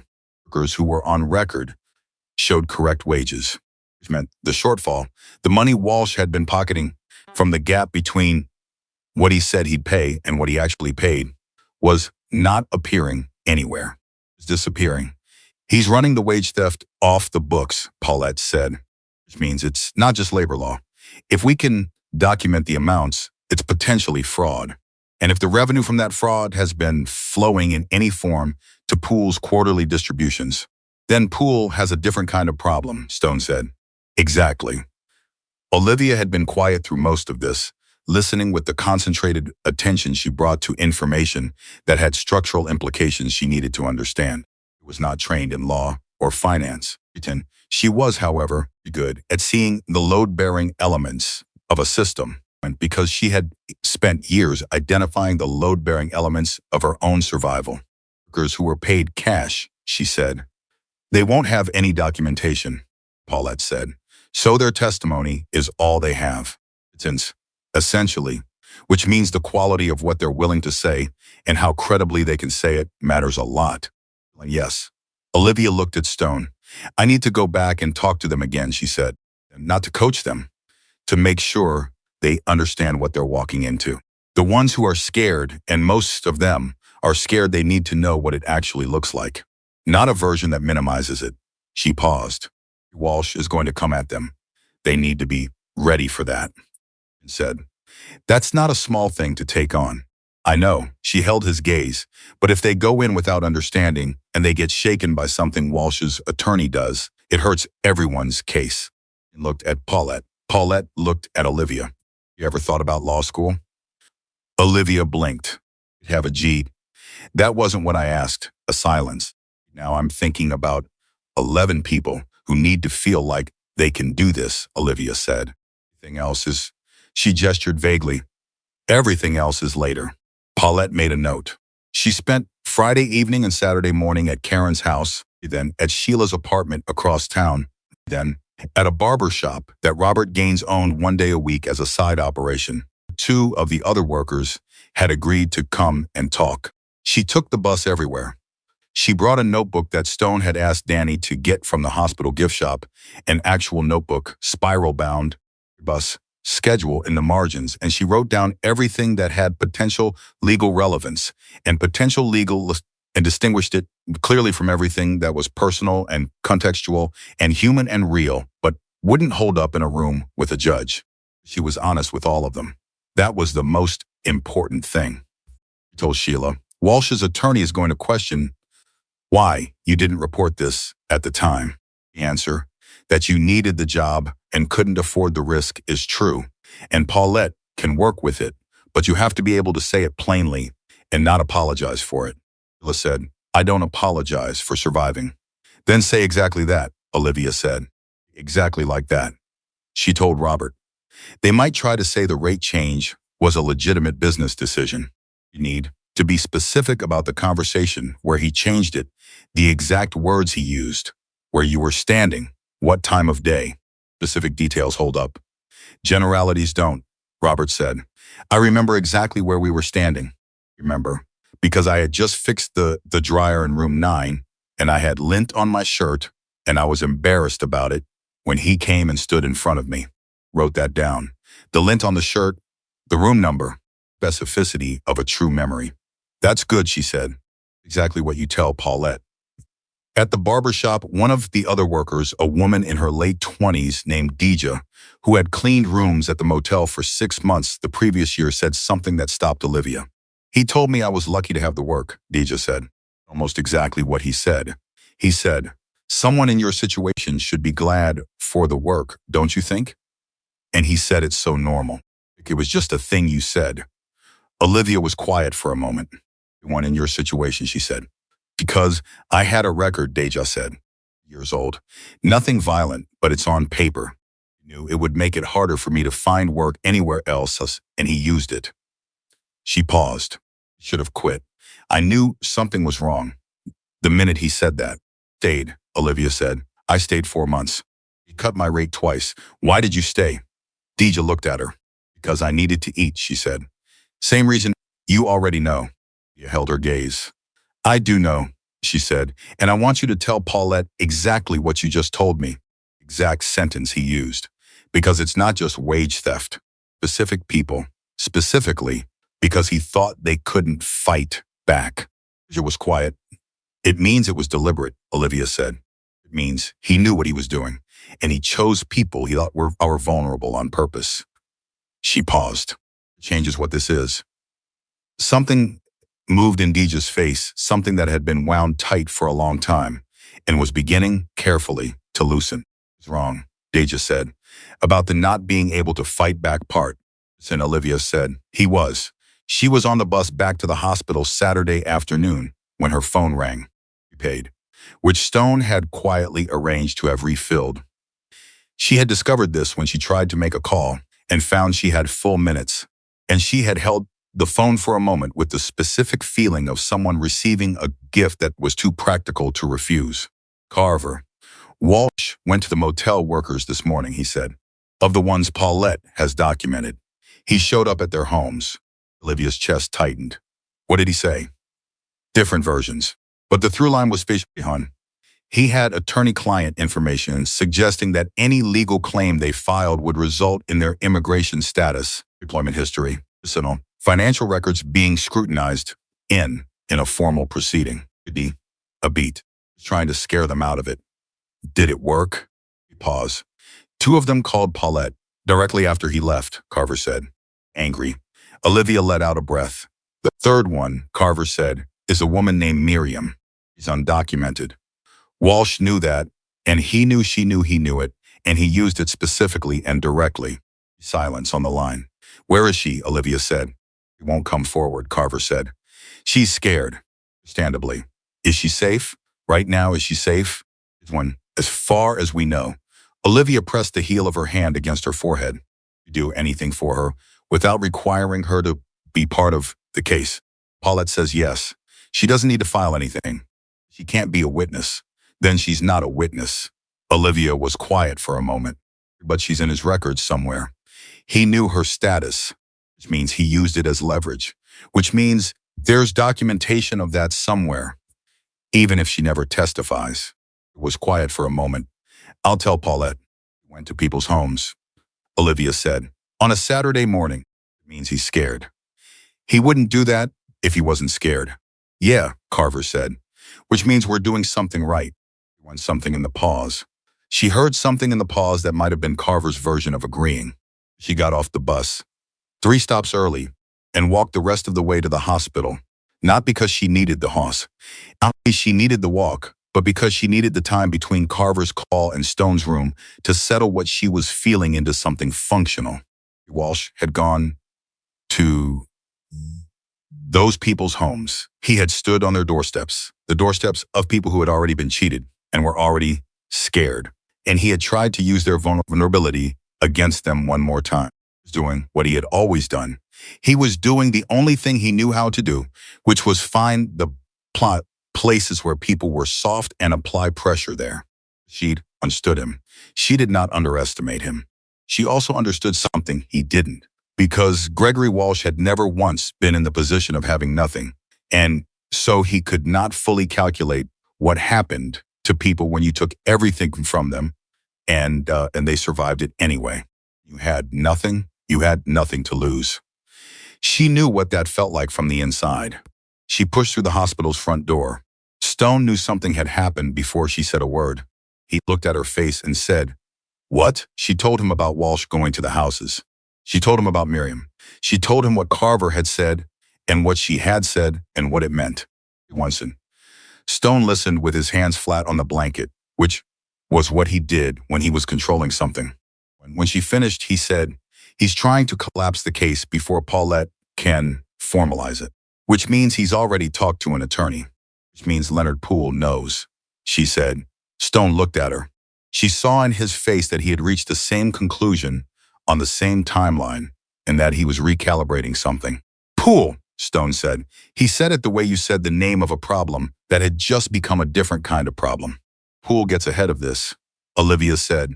He separates himself from Walsh, and Walsh takes the hit alone. Walsh loses the motel, probably. Fines, maybe. But Poole walks away, and everything he's built on the north side stays intact, and he finds another Walsh somewhere else. Stone's jaw tightened. That's not acceptable, he said. She agreed. He was quiet for a moment. Then he said, I need to make a call. Whom? Someone who knows people on the city council. He said it simply. Pool zoning variances, the ones that went through without resistance. I want to know who pushed them through and why, and whether there's a connection to Pool that should be documented before Pool has a chance to manage his image. He looked at her. City council has a public ethics process. It's slow and it's bureaucratic, but it creates a record. And Pool's name in a public record connected to Walsh's case is something he can't make disappear. Olivia considered this. You have access to that? He looked at her with the expression of a man who has lived 62 years and operated in a particular world for most of them. You know people, he said. The Hells Angels know city council members, she said. Hells Angels know everyone, he said. We're a large organization. We vote.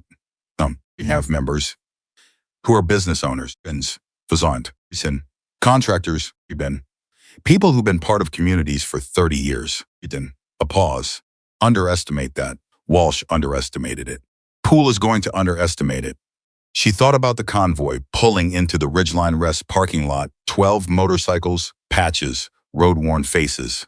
The image that word carried, the assumptions it triggered, the distance between that image and the man in front of her with his legal strategy and his attorney and his 11 names and his city council contacts.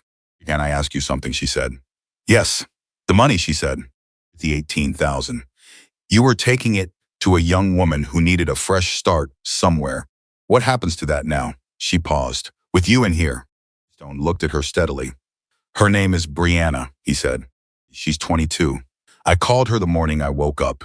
Was holding the envelope. The plan hasn't changed. She know what happened. She knows I'm in the hospital. She wanted to come. A pause. I told her to stay where she was. That the situation was handled.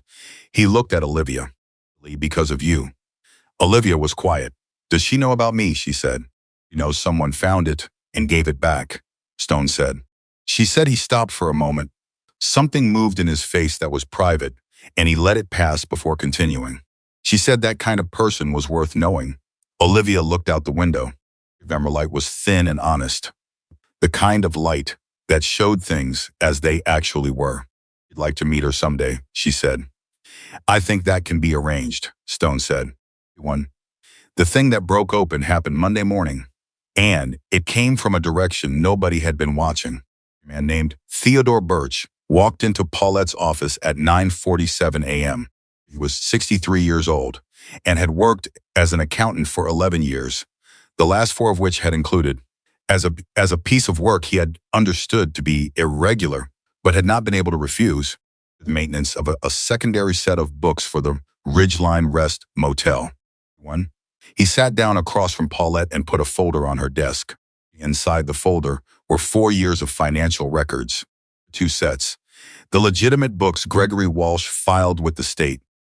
The second set the real accounting, one that showed the actual wages paid. The actual cash disbursements, the actual gap between what Walsh said he was paying and what he was actually paying. And at the bottom of a column that Birch had labeled simply distribution, the quarterly payments to Leonard Poole that reflected not the legitimate net revenue, but the total net revenue, including the stolen wages. Paulette said. Birch looked at his hands. My daughter, he said, last Thursday. She'd been working the front desk for 8 months. A pause. She's 24. Paulette was quiet for a moment. She wasn't on my list, Olivia said. From the chair to the left, where she had been sitting, with the notebook, present at Paulette's invitation. It wasn't off the books, Birch said. She was on the real payroll, correct rate. Walsh wasn't stupid enough to cheat the accountant's daughter directly. He looked at Olivia. He hired her Thursday because she was asking questions about the people who'd been coming to talk to Stone Hayes. About it through Marcus, they went to school together. And she started looking at things she had access to through the front desk and asking questions Walsh didn't like. Olivia was very still. She's okay, she said. She's angry, Birch said. So she's 24. And she just found out the man she worked for has been systematically stealing from vulnerable people for 4 years, and she's very angry. He looked at Paulette for that anger to be of use to someone. Paulette opened the folder. She didn't say anything for almost a full minute. Reading. She said, Mr. Birch, I need you to understand something. This folder changes this case from a labor dispute into a criminal matter. What you're handing me is evidence of wire fraud, tax fraud, and given that some of the cash disbursements here have characteristics consistent with money laundering, potentially federal involvement. She paused. You prepared for what that means for you? Your involvement with these records? Which was quiet. He was 63 years old and tired in a way that had nothing to do with a single bad night and everything to do with 4 years of knowing something was wrong and doing it anyway and telling himself the math was too complicated to disrupt. Should have done this sooner, he said. Probably, Paulette said. Doing it now. I'm going to need you to talk to someone else as well. Contact. She looked at him carefully. What you're giving me is going to help 11 people who were robbed. If it connects to Leonard Poole the way I think it connects, it might help considerably more. She paused. But it's going to be a process, and it's going to be public. You ready for that? Birch looked at the folder on Paulette's desk. Your daughter asked me. Last night, he said, whether I was a good man. He stopped. Her, I'd been a careful man. She said that wasn't what she asked. Quiet. Olivia thought of her grandmother, the strong coffee. The certainty about returning what didn't belong to you. Those aren't the same thing, she said quietly. Not to Birch specifically. Just into the room. Birch looked at her. No, he said. He looked at Paulette. Tell me what I need to do, he said. He called Stone from the bus. We have the books, she said. Silence. Both sets, she said. Another silence. Or Birch, she said. Walsh's accountant. Walsh fired his daughter on Thursday. Stone breathed. And Poole, she said. It's in the distributions. Stone said, Olivia, yes. How do you feel? It's not the question she'd expected.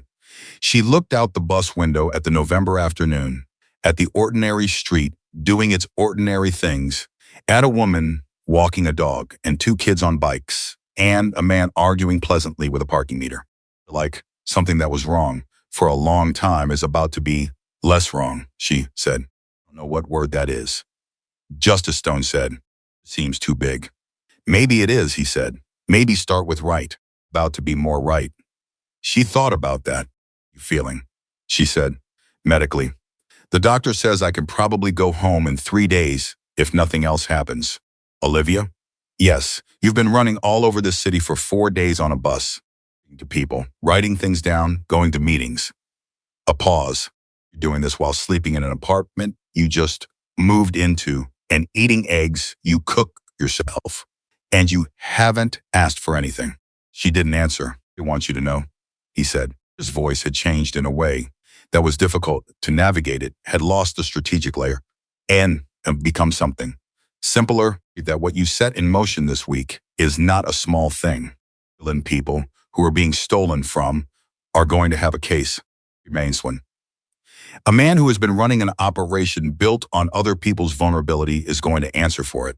Another man who thought he was invisible is about to find out he isn't. A pause, but with you returning an envelope. It started with you leaving an envelope. Somewhere I'd find it, she said. He said, and with Marcus calling Danny, and Danny picking me up in the rain, and Karen opening her door. She paused. It's not one thing. A lot of people doing one small thing each. Yes, Stone said, but someone has to go first. She held the phone and watched the street through the window and thought about going first. When about the 4 minutes in room 7 with the envelope in her hand. Arithmetic. About the arithmetic of a clean apartment and 2.5 years of rent. Who she'd be if she took it. I should let you rest, she said. A pause. Come by tomorrow? Yes, she said. Put the phone in her jacket pocket. The bus moved through the November afternoon. She had a notebook full of details that were going to matter to 11 people's cases. She had a warm apartment waiting at the end of the line. She had eggs in the refrigerator. She had not had this much in a very long time. She held still in the moving bus and let herself feel the weight of it, not the anxiety of it, not the impermanence of it, not the waiting for it to be taken away quality that she had trained herself to attach to good things as a form of preemptive armor. The wait, just the fact of it. The bus carried her home through the ordinary city, and something that she had kept very carefully folded up and put away in a place where it couldn't be reached or damaged, opened, slightly, like a fist learning to be a hand. He let it. Stone came home on a Wednesday to a house, exactly to the house. Carver kept on the east side of Knoxville, a wide-story place that had the particular quality of a space maintained by people who valued function over presentation. There was a long table in the main room that could seat 12, always people, moving through it, stopping, eating, then leaving again. Stone had been using it as a base when he was in Knoxville for the past 6 years. People who moved through it had learned to navigate around each other with the practiced ease of people who understood the rules without having to discuss them. Yeah, had been there twice before once to drop off the notebook for Carver when he was meeting with Paulette. Once because Stone had asked her to come and go over something in Paulette's updated file. Both times she had stayed close to the edges of the space, sitting in the mode she knew best. Present, useful, not occupying more room than necessary. When the Wednesday Stone came home, changed the geometry of that. He walked in under his own power, which he had insisted on, despite the hospital's suggestion of a wheelchair to the car, which had 7 people in it when he arrived. Rearranged itself around him with the particular ease of people who genuinely cared about someone and had been waiting for them. There's nothing performed about it. No ceremony. Just the shift of a room when something important that had been missing returns to its right place. He looked at Olivia first across the room before he looked at anyone else. She was sitting at the far end of the long table with the notebook open and a cup of coffee that had gone cold, going over the timeline Paulette needed organized for the federal filing. She saw him come in. She stood without deciding to. "You look better," she said. "I feel better," he said. "Here is better than the hospital." That's a low bar. Everything's a low bar compared to the hospital. He crossed the room and pulled out the chair across from her and sat down with the careful deliberateness that was still there, his body still requiring negotiation, but lighter than it had been. When gone, the hospital had reduced him in a way that was visibly reversing. "You working on?" Timeline for Paulette. Contact wants the sequence of events documented from first contact to the Birch disclosure. She turned the notebook toward him, going back through everything, trying to make sure the order is exactly right. He looked at the notebook. The careful handwriting, the precise dates, the way she had flagged items that had potential evidentiary weight versus items that were contextual. "You did this yourself?" he said. Paulette gave me the framework. I filled in the specifics. He looked at it for another moment. "You have good instincts for this," he said. "For organizing information, knowing which information matters." He looked up at her. "That's not the same thing as organization. Lots of people can organize. Everybody can identify what's load-bearing." She thought of the bus ride where she'd had the same thought about herself. My mother called it reading the room. She said, "She meant it, socially. But I think it works for everything." "Woman, the smartest person I've known." She paused. "Maybe." Stone looked at her for a moment with that focused quality she had stopped finding unnerving and started finding simply honest, the look of someone who saw things as they were and didn't embellish in either direction. "You flatter me," he said. "I missed a partner who was stealing from vulnerable people for 11 years. "Lo, wasn't your partner," she said. "He was Walsh's partner. You didn't know Walsh. I should have looked into the motel before we stayed there. He had a cardiac event," she said. "You get some grace." Something moved in his face that wasn't quite amusement and wasn't quite gratitude. It was the expression of someone receiving something they hadn't asked for and were surprised to find they needed. "You're not good at grace," he said. "I've noticed," she said. "Pick on it." Danny from across the room made a sound that was definitively a suppressed laugh and looked at him. Danny found something to study on the ceiling. Paulette called at 2 in the afternoon. She called Stone's phone and he put it on speaker because Olivia was there, and he had established, without formally announcing it, that she was part of this. Olivia had noticed this pattern over the past week, the way he consistently included her, not as a favor or a charitable gesture, but as a practical acknowledgement that she had become functionally central to the case she had accidentally started. Contact reviewed the Birch documents. Paulette said, opening, a preliminary inquiry, a silence in the room. Means, Stone said, it means Walsh and Poole are no longer managing a labor dispute, managing a federal attention situation. The distinction matters because the resources available, Milo, to them to make this go away just got significantly more expensive to deploy. A pause. Our 11 clients' claims get filed in an environment where Walsh is already under pressure, which is considerably better than filing cold. Walsh's attorney, Stone said, filed a motion this morning asking to delay the labor claims pending Walsh's engagement with the preliminary inquiry, which is aggressive and slightly absurd, and tells me his attorney is either very good or very panicked. Both probably. Paulette paused. There's something else. One of the workers on our list, Deja Morris, she wasn't just an employee at the Ridgeline Rest. Also, 4 years ago, a client of a community housing program that Leonard Poole partially funded through his property management company. Olivia's hand stilled on the notebook. He funded community housing, she said. He funded it publicly and visibly and made sure the city council members who approved his zoning variances were at the ribbon cutting, Paulette said. And then he staffed the referral process for that program with people who understood that the applicants they were processing were also a potential labor pool for his and Walsh's operation. It was very quiet. He was using the housing program to find workers, Stone said. Find vulnerable workers, Paulette said. People who needed housing assistance were, by definition, people in precarious situations. Some of those people ended up at the Ridgeline Rest working for cash, with Walsh knowing exactly what their circumstances were because the referral had come through Poole's network. A pause. Jim Morris was in that housing program. So was a woman named Carla Reyes, who is currently undocumented, and whom Walsh threatened directly when we started making noise. 2 others on our list. Olivia thought of Deja's face when she'd said, someone in your situation should be glad for the work decision of it. The way it had not been a casual thing but a located thing, something Walsh said because he already knew exactly what her situation was before she walked in. He hunted them, Olivia said.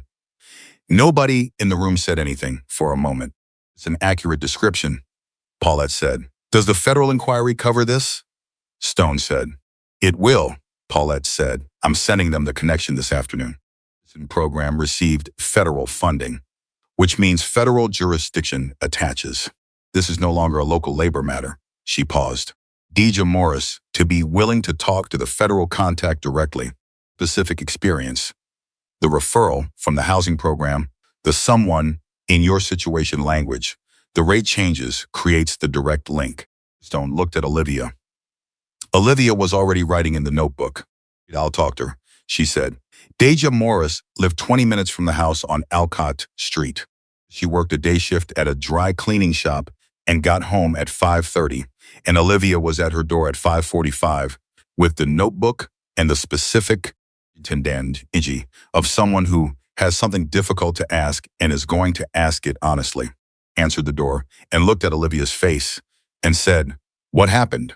Olivia told her, in all of it, the federal inquiry, the housing program connection, Poole's role in the referral network, names that had connected Deja's experience to a structure larger than a single bad employer.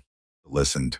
She stood in her own doorway and listened without interrupting, which Olivia had learned was Everlaw's way. She held things until she had the full picture, and then she responded to the picture rather than to pieces of it. When Olivia finished, Deja was quiet for a long time. He sent me to Walsh, she said finally. I thought it was. There was a woman at the housing program office, Marilyn. She was nice, and she seemed like she genuinely wanted to help. She told me the motel needed seasonal staff, and they were flexible about background. I thought she was doing me a favor. She might have believed she was, Olivia said. Ding. She might not have known what the referral was feeding into. She knew, and she told herself it was helping, Dija said. It's worse, actually. That's how those things work. She looked at Olivia. Poole built a pipeline. Housing program gets him community goodwill and political cover. Delivers workers who have no leverage. Walsh extracts money from those workers. Poole gets 40% of everything, yes, Olivia said. Everyone stayed quiet because they were afraid to lose the thing they were barely holding on to. Deja looked at the ceiling for a moment.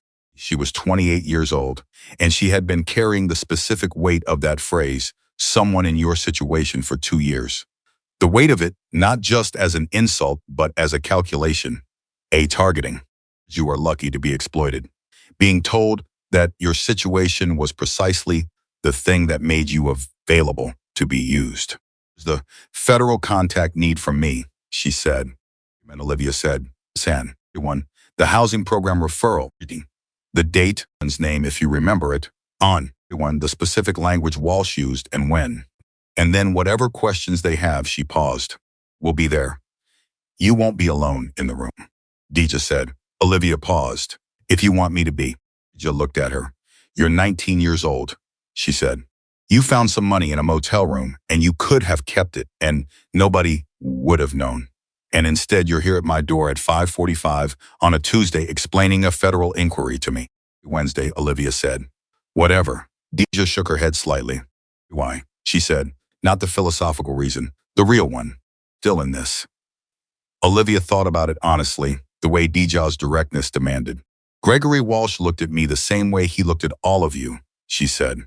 He saw someone who had no options, and he decided that meant he could do whatever he wanted. And when I walked out of that motel, I thought the only difference between me and the people he's still doing it to is that I was already leaving. Already lost the job. She paused.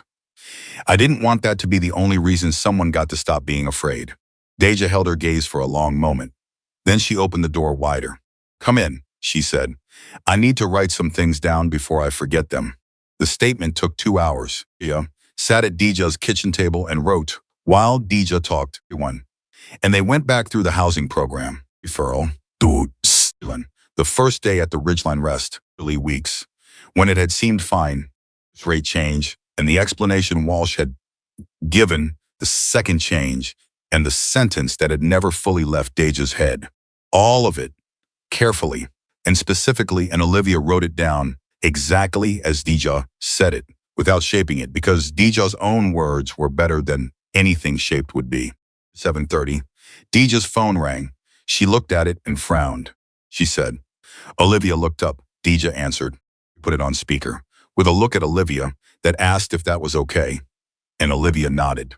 Marilyn's voice was careful and strained, with the particular quality of someone who has recently been told something alarming. Someone from an attorney's office called the housing program today, asking questions about referrals to the Ridgeline Rest. Deja said, I need you to know that I didn't understand what the referrals were for. I thought it was a legitimate work opportunity. Walsh approached the program directly and said he needed reliable workers and would be flexible about background. Sound like he was doing a service. A pause. Didn't know about the wage situation. I swear to you. Deja was quiet for a moment. How many people did you refer? She said. And paused. 6 over 2 years. 6 people, Diaz said. Do you know what happened to all 6 of them? A longer pause. I knew about you. I knew you left after a few months, and I thought you'd just found something better. A pause. Starting to understand that wasn't why. No, Deja said. Why? A silence on the phone. I want to help, Marilyn said. Something I can do the files. The documentation of the referrals. The communication Walsh had with the program. I have all of that. I've been at that office for 9 years and I keep everything. She paused. You know, this doesn't fix what happened. I know it doesn't, Deja said. Send everything to the attorney. Her name is Paulette. She looked at Olivia, who was already writing Paulette's contact information on a page of the notebook. Review her bear. I'll give you her number. After Marilyn hung up, Deja sat back in her chair and looked at the ceiling. 6 people, she said. Plus, however many went to other placements through the same network, Olivia said. This is bigger than I thought. Yes. Walsh was small time, Deja said. He was just the mechanism. Poole was the system. Deja looked at Olivia. That's what you've been trying to explain to people all week. Trying to understand it myself, Olivia said, honestly. Figuring it out as I go. You're doing fine, Deja said. She said it simply, without inflection, which was how Deja gave compliments, and which Olivia had come to understand meant they were genuine. Back to the house, on Alcott Street at 9:15, and found that someone Marion, she suspected, had left a container of soup on the stove that was still warm. She ate it standing at the counter and thought about Marilyn's voice on the phone, the 9 years of files, the 6 referrals. She thought about Leonard Poole at a ribbon cutting, smiling, everyone shaking hands with council members, being something that looked like generosity and functioned as a supply chain. How long things could run on the momentum of people being too scared to stop them. She washed the bowl and went to bed. Tuesday meeting was the one that changed everything she understood about what was happening to her personally, as opposed to what was happening to the case. Called by Stone at the house on Carver's east side, Olivia arrived to find that the 12 people assembled in the main room included not just Carver and Danny and Paulette, but 7 other people find. She had not previously met men and women of various ages, Johannes, who had the quality, each of them, of people, accustomed to decisions rather than deliberations.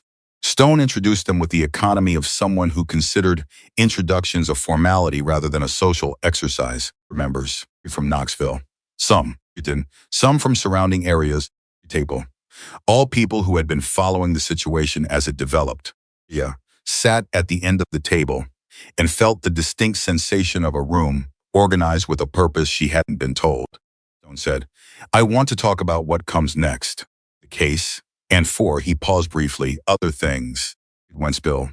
Paulette went first. The federal preliminary inquiry was moving faster than expected, which meant Walsh and Poole were both in the position of having to respond to federal information requests, which in turn meant their attorneys were fully occupied, and the labor claims would effectively be unopposed for the immediate period.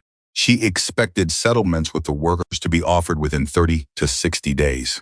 She expected the federal matter to take considerably longer, but to result in something significant for both Walsh and Poole.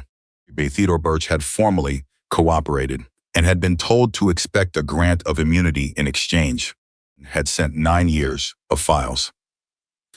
The housing program, which had been operating under a federal grant, was being reviewed by the granting agency. All 11, plus 4 additional names that had come forward, once word spread that something real was happening, had signed on with Paulette formally. When Paulette finished, Stone looked at the room. The motel, he said, and Walsh is going to lose it, either in the federal process or in the civil settlements. Property will come on the market. He paused. The chapter has been discussing buying it. Olivia looked up. Not to run as a motel, Stone said. Convert it to community use. There's a nonprofit model that several other chapters have used in other cities: transitional housing, skills training, job placement. 15 rooms is enough space to house 8 to 10 people in transitional situations and run programming in the common areas. He paused. We'd need a director. Someone who understood both the operational side and the community it was meant to serve. He looked at Olivia, back at him. That's not... She started. You're 19, he said. I know you don't have a GED. You've been homeless for 8 months, and you've been sleeping in an apartment we provided for 2 weeks. He said it plainly, without apology. I'm not asking you to run it tomorrow. I'm asking you whether the next few years, as you build the credentials and the experience, it's something you'd want to work toward. The room was quiet. She understood what he was doing. He's not offering her charity wrapped in a job title. He's looking at what she had actually done over the past 10 days. The 11 names, the notebooks, the conversations with Karen and Deja and Marilyn, the timeline for Paulette, the instinct for what information was load-bearing, and he was saying, this is a skill set. This is a real thing. We can build on this. She said, Why would the chapter trust me with something like that? One, the people she hadn't met a woman across the table. You see, maybe 50, Ethan, who had the quality of someone very comfortable with her own authority, said, one, because we watched you work this week. Via looked at her. I'm Rita, the woman said. I run the chapter's nonprofit operations out of Nashville. We have 2 transitional housing programs and a job training partnership with a community college. She paused. I've been watching what you've been doing here. The way you talked to Karen Delacroix, you handled Deja Morris. The way you sat in Paulette's office and identified the load-bearing information in Birch's files on your 3rd time reviewing them. She paused again. You're not untrained. You're uncredentialed. Those are different problems. You held the word uncredentialed in her mind. It sat differently from the solvable problem. A JED is 8 weeks, Rita said. Relationship with Tennessee College of Applied Technology, practical coursework, community development, nonprofit management. Some of it online, some in person. There are stipends for people in transitional housing situations. She looked at Olivia directly. It would cover the costs while you work with my office part-time and learn what we do. Olivia looked at Stone. Stone said nothing. This was deliberate. She could see it was deliberate. He was letting the room make the case, so she couldn't dismiss it as one person's sentiment. Why me? She said to Rita. Because you already know what it feels like to be the person the program is supposed to help, Rita said. One. And you didn't let that knowledge make you bitter or small. You used it to see other people clearly. She paused. It's not something I can teach. I can teach everything else. And waited. Olivia thought about the envelope and went still. She thought about the 4 minutes in room 7 with $18,000 in her hands and the arithmetic of rent and food and a working zipper running through her head. She thought about the question she'd asked herself in that room. Who are you when nobody's watching? And the answer she'd chosen. She had not known in that moment that the answer would compound, and that the choice of who she was in private would determine who she became in public. Turning an envelope to a stranger would put her in a room with 12 people 2 weeks later, being asked to build something. She had not known, but she was here. Okay, she said. Stone said. Okay, she said again. I'll do the GD work with Rita's office. I'll learn what I need to learn. She paused. I want to be clear about something. The room watched her. Asked her to do this. If eventually there's a program running out of that building, it's going to be designed for people in the specific situation I was in. Not a general transitional program, specifically for people who are aging out of foster care or who've lost their last family member and fallen through the cracks, or who are working off the books for people like Gregory Walsh because they have no documented history that would let them access anything else. She looked at Stone. People don't need general assistance. They need someone who speaks their specific language. Held her gaze. Yes, he said, that's the idea. Something moved through the room, not quite applause, nothing that theatrical, quieter and more real. The specific atmosphere of a group of people recognizing that something has just been decided well. Agents came for Gregory Walsh on a Friday, which nobody had planned for a Friday, but which happened on a Friday, because that was when the warrant was ready, and warrants didn't wait for convenient narrative timing. Texted Stone, who was eating lunch at the long table with Danny and Olivia and 2 people from the Nashville chapter. He read the text and put his phone down. Walsh, he said. One at the table went still. Federal warrant executed this morning. He looked at the phone again. Is it at the motel? They took him from the front desk. Silence. Poole, Danny said. Poole's attorney has been in contact with the federal office since Tuesday, Stone said, cooperating. A pause, which means he's trying to separate himself from Walsh and shift the primary exposure. You do that? Olivia said. His attorney thinks so, Stone said. Ballette thinks otherwise. He paused. We'll see. The lunch table had gone quiet, in the specific way of people absorbing news that has been expected, but still lands with weight when it arrives. Thought about Gregory Walsh at the front desk of the Ridgeline Rest on a Friday morning, the ordinary activity of it, The way the day would have started like any other day, and then the moment it didn't. He thought about what his face would have done. None. Whether he'd been angry or scared or something more complicated. So the woman with the blue Corolla and the daughter in second grade, who had opened a door when she didn't have to. Deja, who had kept the sentence about her situation for 2 years and was now putting it in a federal statement where it would matter. Tran, with the dialysis schedule. Robert Gaines, with the lint on his shirt. He thought about all of them. And she thought they're going to hear about this today. Through the particular network of calls and texts that had formed over the past 2 weeks, was going to hear that the thing they had been afraid of confronting had been confronted and that the process was moving. She thought about what that felt like. She knew what it felt like because she had spent 8 months in a state of suspended powerlessness, and she knew the specific weight of something being wrong and having no mechanism to address it. She thought about what it felt like when that weight lifted. She got her phone out and texted, "Karen, Walsh was arrested this morning. You're going to hear about this officially through Paulette. Just wanted you to hear it from me first." Karen replied in 40 seconds, "Are you serious?" A pause, then another pause.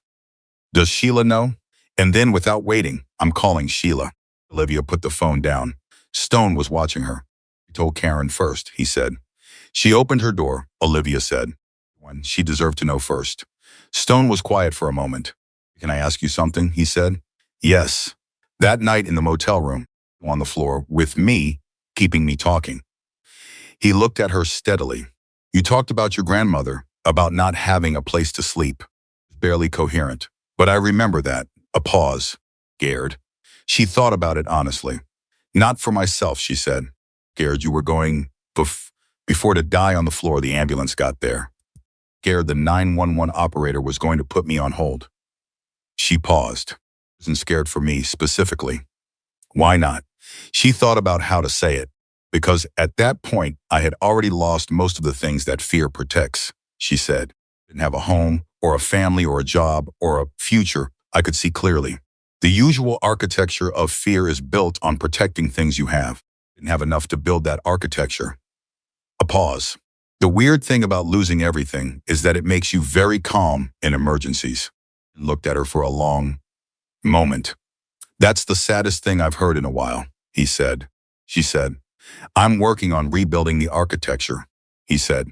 He said it the same way he'd said it about the eggs. Simple, and meaning considerably more. The call that nobody had expected came Saturday afternoon. Paulette, and she called Stone, and this time he did not put it on speaker. He listened for 4 minutes, his face doing almost nothing, which meant the information was significant. When he hung up, he was quiet for a moment, and the particular quality of his silence made everyone in the room wait. "Poole," he said. His attorney just provided the federal office with the names of 2 city council members who received direct payments in connection with the zoning variances. He paused. "Consulting fees, not campaign contributions, direct payments." "Room processed this." "That's bribery," Danny said. "It's bribery," Stone confirmed. "Which means," Olivia said carefully, "the city council connections that got Poole's variances through those people are now part of a federal bribery investigation." "Yes." "And Poole gave them up," she said.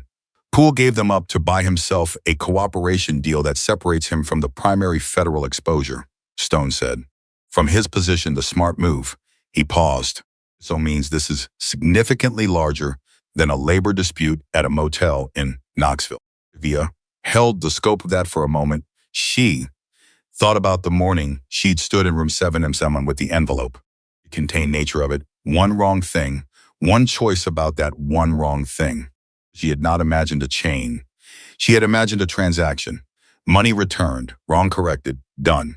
Instead, it had unspooled into something that kept reaching further, kept connecting to other things, kept finding the hidden load-bearing elements of a system that had been running on the assumption of silence. She had not planned this. She had not been strategic. She had made one honest choice in a motel room, and then made another one at Gregory Walsh's motel entrance, and then made another one at Karen's door, and another one at Deej's kitchen table, and each choice had simply led to the next available, honest choice, and together they had built something she had not designed. Does this change what happens to the workers? She said. 11 people. The settlements. It might speed them up, Stone said. One, Walsh and Poole both want their exposure managed before the bribery piece becomes public. Laying the labor claims quickly and completely is part of how they try to present themselves as making things right. A pause. It's infuriating. But it means Karen Delacroix and Sheila Tran and Deja Morris get their money faster, Olivia said. Okay, whatever gets them the money fastest, she said. Of it, what happens to Walsh and Poole, that's for the federal process. Money for those people is real. And it's now, and they need it now. Studied her. When did you get pragmatic? I've always been pragmatic, she said. Homeless. You have to be pragmatic. You're not homeless, Stone said quietly. Once she looked at him. You have an apartment, he said. You have a plan. He paused. You're not homeless anymore. She held that. It was such a simple sentence, factually accurate, simply stated, nothing performed about it, and went still. And yet, it sat in the room with a weight that was disproportionate to its length, and she felt it land somewhere in her chest where things were still in the process of rebuilding. You're not homeless anymore, she said. She said it the way you say a thing that is new and true, and you are testing whether it sounds like it belongs in the world. Brianna came on Sunday. Stone had told Olivia she was coming and had told Brianna about Olivia, and the meeting had therefore been anticipated by both of them in the specific way of two people who know they share an important reference point and are uncertain what they are to each other. Beyond that, Brianna was 22, with dark hair and careful eyes, and the particular quality of someone who had been through something serious and was currently in the relatively fragile state of being on the other side of it, and arrived at the house on Carver's east side in a car driven by a woman named Helen, who left diplomatically. After making sure Brianna was settled, Stone introduced them simply. Olivia, this is Brianna. This is Olivia. Brianna looked at her. You returned the money, she said. That money was for me, Brianna said, not accusatory. It's locating the fact between them. I know, Olivia said. Teresa. Stone told me. Brianna was quiet for a moment. When he was in the hospital, when I found out, I was scared it was gone. He had it with him, and it was just, she stopped. And then he called me and said someone found it and gave it back, and I thought, she stopped again. The kind of person does that. Someone who had a grandmother who was very clear about certain things, Olivia said, looked at her for a long moment. Then, unexpectedly, laughed, short and genuine. Then, caught by surprise. That's the whole answer? That's the whole answer. Your grandmother would have kept it, Brianna said.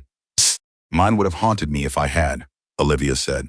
Tadich across the room, with each other across the room, particular awareness of two young women who had both been through things that most people their age hadn't, who both carried the specific knowledge of what it felt like to have the ground removed and to have to figure out how to stand without it. You, Brianna said, for real, not just for the money. She paused, staying with him. He told me you talked him through it, kept him focused.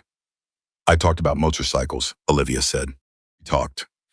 I just kept him going. He said you kept him going, Brianna said. He looked at Stone, who was watching them both, with the expression of a man witnessing something he had hoped for. He says you do that, she said, for people. Opened her mouth to deflect, and then stopped because deflecting was something she was trying to practice less, and because Brianna had said it plainly, and meant it plainly, and deserved a plain response. Learning, she said. Brianna nodded like that was enough, said. From the corner, are either of you hungry? We both looked at him. There's food, he said. Carver's cousin brought something earlier. It was such an ordinary thing to say, the most ordinary possible redirect. One. And yet the ordinariness of it, food, the table, the fact of being in a room together where someone was asking if you were hungry landed on Olivia with a weight she felt in her sternum. It was what family felt like. Not the legal version, not the institutional version, some version, the accumulation of shared experience, people who had been through something threw something together and had come out still in the same room, then still at the same table, still asking about food because that was what you asked when you cared whether someone had eaten. Forgotten. This was a thing that existed. She was remembering it now. Yes, she said. I'm hungry. Stone stood.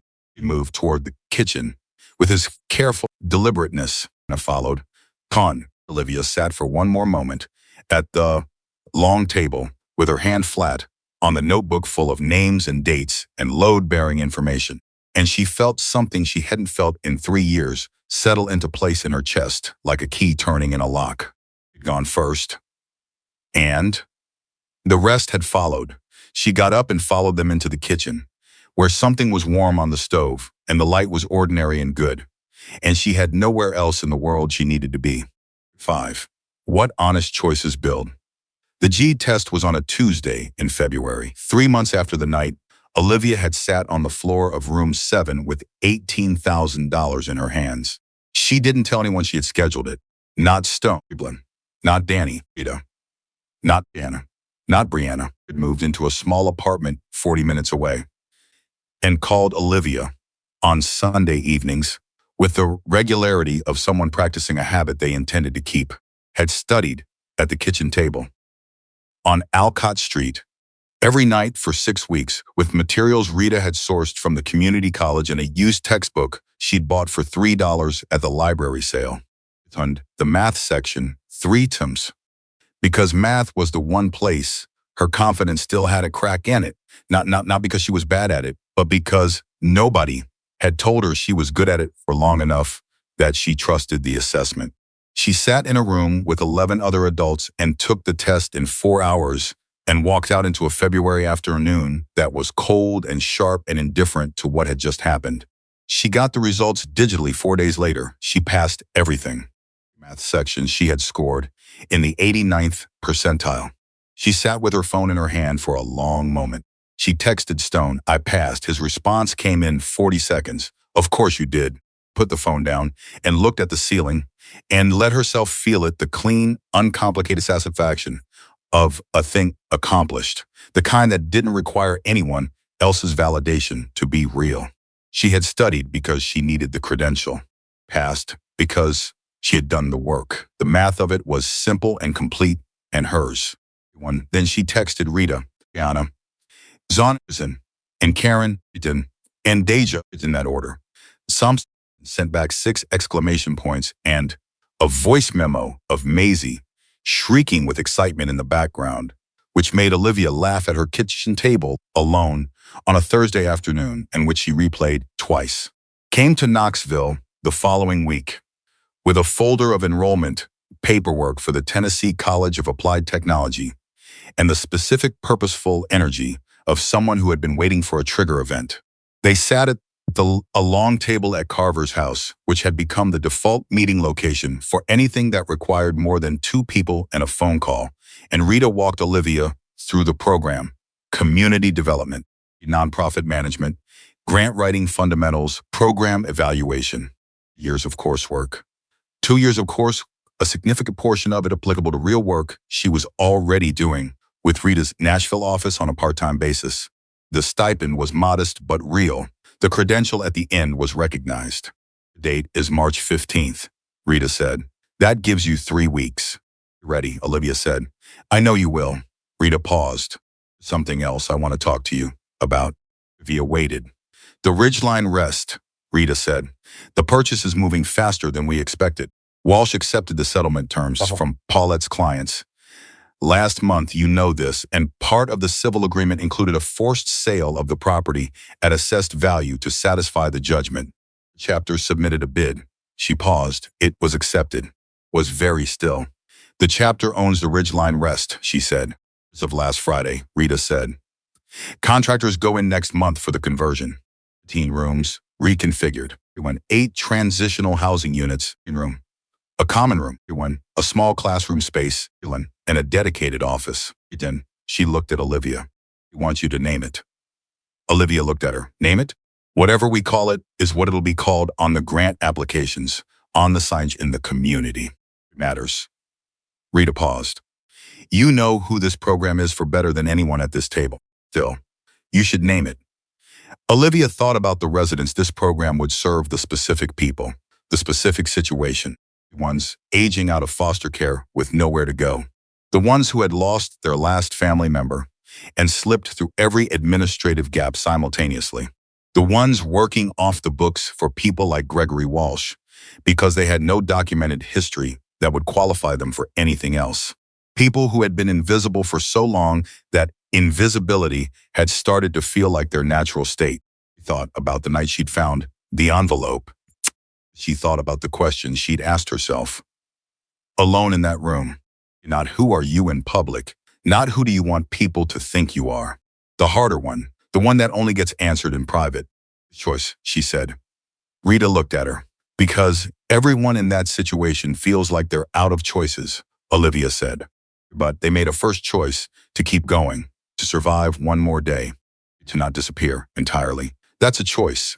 It doesn't feel like one when you're in it, but it is. She paused, for them to know that the choice they already made was enough to get them here. It was quiet for a moment. Then she wrote it down. The thing with Walsh's sentencing happened in March, 2 weeks after Olivia started her coursework, and it happened faster than Paulette had predicted because Walsh's attorney had negotiated aggressively in exchange for full cooperation on the pool-related federal charges. Walsh was sentenced to 4 years with eligibility for early release in order to pay restitution to the 14 workers, the original 11 plus 3 additional, who had come forward after the settlement announcement. Restitution numbers were not large by the standards of legal proceedings, very large by the standards of the people receiving them. Delacroix's share was $11,000, representing the underpayment across 14 months and the wrongful termination Paulette had documented. Found out from Karen directly the day morning, on a Saturday, when Karen called her and said, when Maisie needs braces, putting it off for a year. I'm calling the orthodontist on Monday. When Olivia sat on her kitchen floor, she had started to do this less. Some conversations fees and still felt like they needed the grounding. And listen to Karen talk about the orthodontist appointment and the braces and how Maisie had asked if they could celebrate. Karen had said yes, and they were going to the good pizza place, the one with the individual pizzas where you could choose your own toppings. Come, Karen said, to the pizza place. Olivia had a study session scheduled that afternoon. She rescheduled it once. The pizza place was loud and bright, and Maisie chose pineapple and Canadian bacon with the conviction of someone who had thought about this for a long time and was not interested in compromise. Dolores, his mother-in-law, sighed, slice, and said it was better than she expected, which was Dolores' highest register of praise. Stayed for 2 hours. Maisie showed Olivia a drawing she had made at school of what she wanted her teeth to look like after the braces, which involved teeth that were improbably large and also sparkly. When Olivia said they looked exactly right, which made Maisie laugh so hard she got hiccups. On the bus home, Olivia texted Stone, Karen took me to the pizza place. He texted back, how was it? Maisie got pineapple on her pizza. Pause. Then bold choice. She's 7, Olivia texted. She's allowed. Leonard Poole's situation resolved in April, and it resolved publicly. Cooperation agreement with the federal office had bought him a reduced sentence, 18 months, but it had not bought him invisibility, which was the thing he had valued most, was in the federal filing. When his name was in the news coverage, which was more extensive than either his attorneys or Poole himself had anticipated. Because the connection between the housing program, the labor exploitation, and the city council bribery was exactly the kind of story that moved from local news to regional and then briefly national, the kind that got forwarded and discussed because it illustrated something people already suspected about how certain kinds of power worked. The 2 city council members who had received direct payments both resigned. One of them had been on the council for 9 years. When program was restructured under new management. With federal oversight, the referral coordinator, who had sent 6 workers to the Ridgeline Rest, believing she was helping them, kept her position. She had cooperated fully, and the review determined she had been a conduit rather than a participant. She reached out to Olivia after the coverage. When Olivia met her for coffee at a diner near the housing program office, and they had a conversation that was uncomfortable and honest and ended with Marilyn saying, "You should have paid closer attention to where the referrals were going." And see, yes, Olivia said, "You should have. I don't expect you to forgive me. I'm not the one to forgive." Olivia said, "The people you referred are, and some of them might. But that's their process, not mine." She paused. "What I want to know is what you're going to do differently." Marilyn looked at her. "I've already changed the follow-up protocol," she said. "Your referral now gets a check-in call at 30 days, 60 days, 90 days. Employment terms are documented before the referral is made. Cash-only placements." "Good," Olivia said. "I've also," Marilyn stopped, "about what you're building. The first choice program." You waited. "I want to refer people to it," Marilyn said, "when it's open. If you'll accept referrals from us." Olivia looked at her for a moment. "Send me your new protocols," she said. "Review them. If the documentation is what you say it is." "Yes." Marilyn nodded. She looked like someone who had been carrying something for a while and had just found a place to set it down. "Not fully, but partially." "Not what I expected," she said. "What did you expect?" "Someone angrier, maybe." "I'm angry," Olivia said.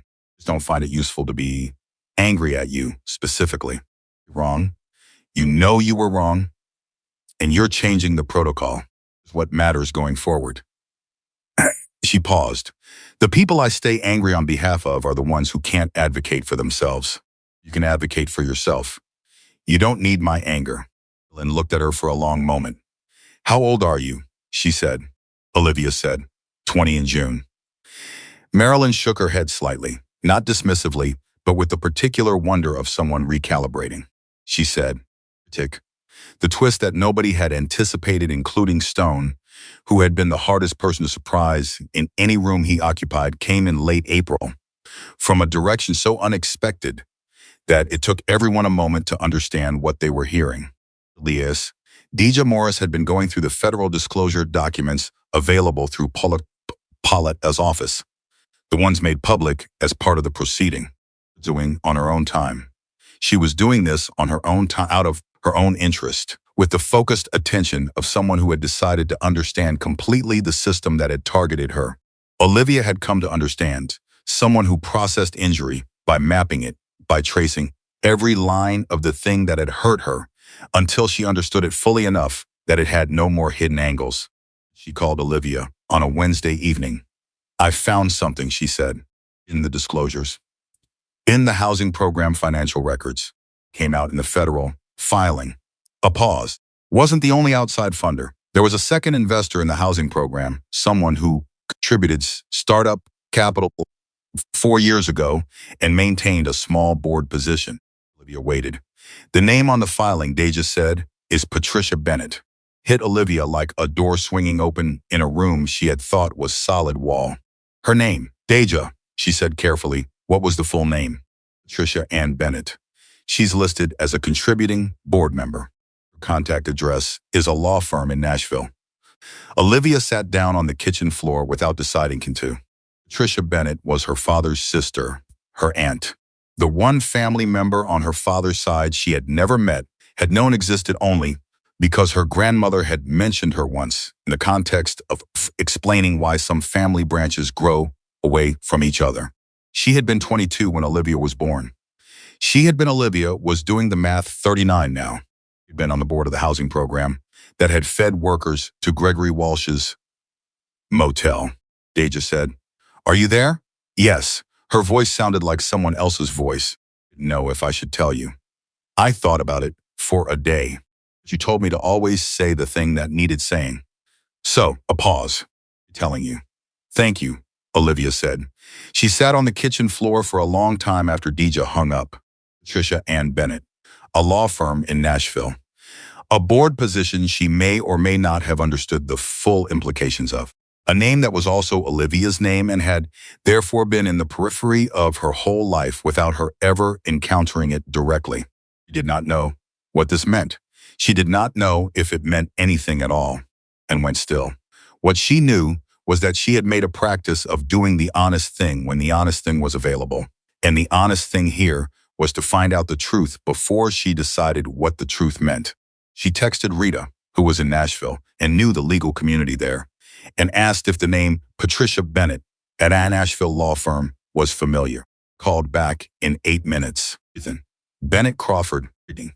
And Hale said, it's on law and estate planning. She's been a partner there for 6 years. A pause. You know her? No, Olivia said. She might know of me. Rita said, with the specific caution of someone choosing their words carefully. What's going on? She's my father's sister, Olivia said. A silence on the line. She was on the housing program board, Olivia said. It's in the federal disclosures. I know, Rita said. The disclosures. A pause. I didn't make the connection to you. You didn't either until Deja found it. Rita was quiet for a moment. What do you want to do? Olivia thought about it on the floor of her kitchen, which she would have to stop using as her thinking location now that she had chairs, but not yet. She thought about what she wanted and what was reasonable to want and what the honest assessment of the situation actually was.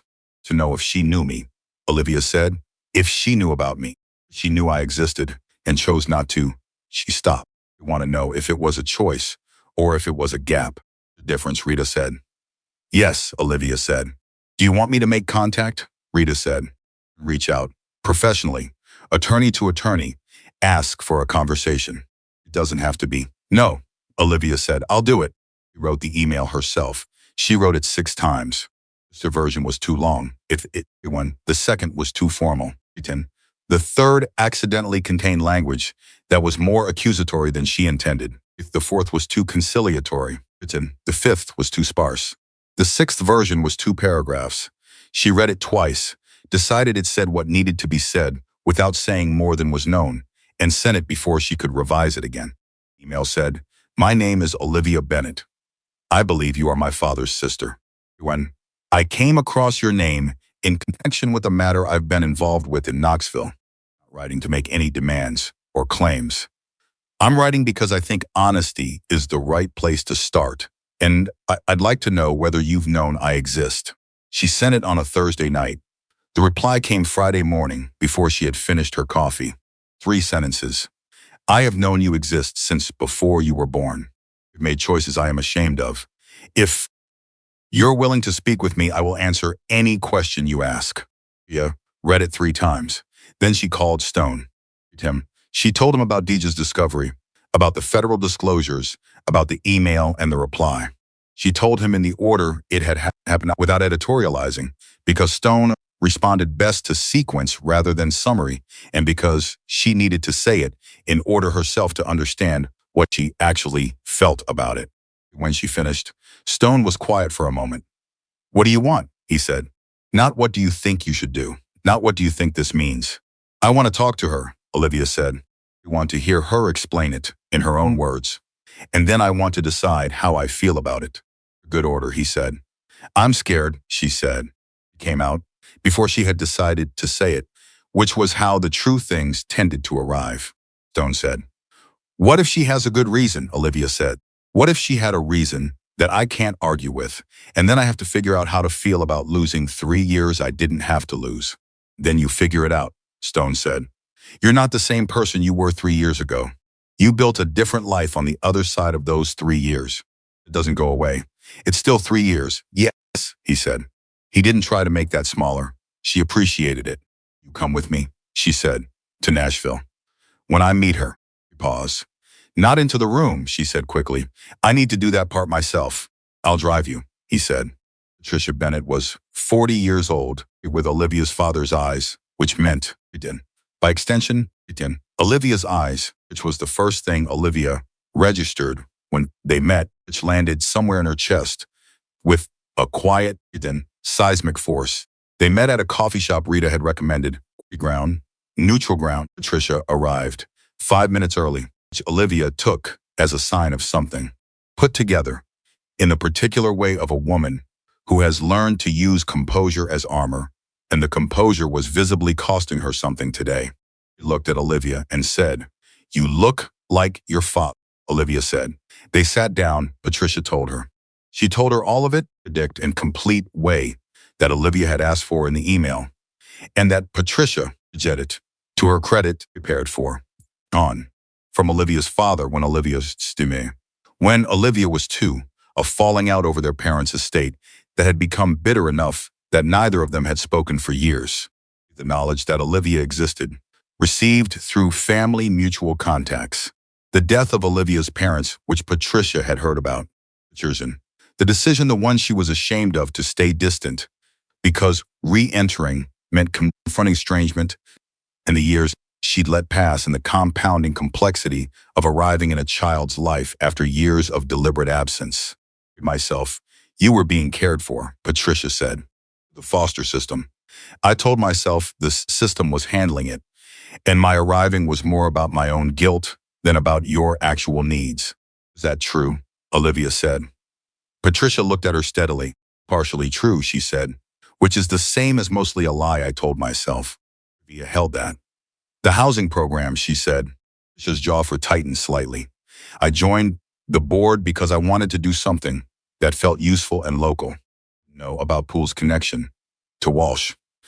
I didn't know about the labor situation. When the federal inquiry started and Poole's involvement became clear, she stopped. When I should have looked more carefully before I lent my name to something, Olivia said. I know. 2 of the people exploited through that program's referrals are people I know personally, Olivia said. One of them has a record that Walsh specifically used to keep her compliant. Them is undocumented and was threatened. She paused. Not abstractions. I know that now, Patricia said. I need you to know it, not because I'm punishing you, Olivia said. If there's going to be anything between us, any kind of real conversation, it has to start with all the truth on the table. Not a version of it. Patricia was quiet for a moment. She said, Did you look for me? Olivia said. In the system. When you heard about my parents. Patricia looked at the table between them. Picked up the foster placement file. She said. Once, 3 years ago, Olivia waited. I didn't make contact, Patricia said. The file. I told myself you were placed well and stable, and that showing up would disrupt that. She looked up. 14. You'd already lost your parents. I convinced myself that a stranger arriving wasn't what you needed. Was removed from that placement at 16, Olivia said. Homeless at 19. Patricia's face did something that she did not try to control, which Olivia respected. That now, Patricia said. I'm not telling you so you'll feel worse, Olivia said. Telling you. Because the version of the story where I was stable and didn't need you was a story you told yourself, and I want you to know what the actual story was. So that if we go forward from here, we're going forward from the same facts. Patricia was very still. Do you want to go forward from here? She said. Olivia thought about what she wanted. The real answer, not the managed one. She'd been practicing this, finding the real answer rather than gotten the safe answer. And she had gotten better at, though it was still uncomfortable in the way that honest things were often uncomfortable. No yet, she said. I think you're someone I could learn to trust. I don't know that. I only know what you've told me today, and people can tell a good truth in one conversation. She paused. What I know is that I'm willing to find out. Patricia nodded. It's more than I deserve, she said. Maybe, Olivia said. I'm not keeping score. And went still. Stone was in the parking lot when she came out, leaning against the car with his arms folded, and he looked at her face when she came through the door and read it with the accuracy she had come to expect from him.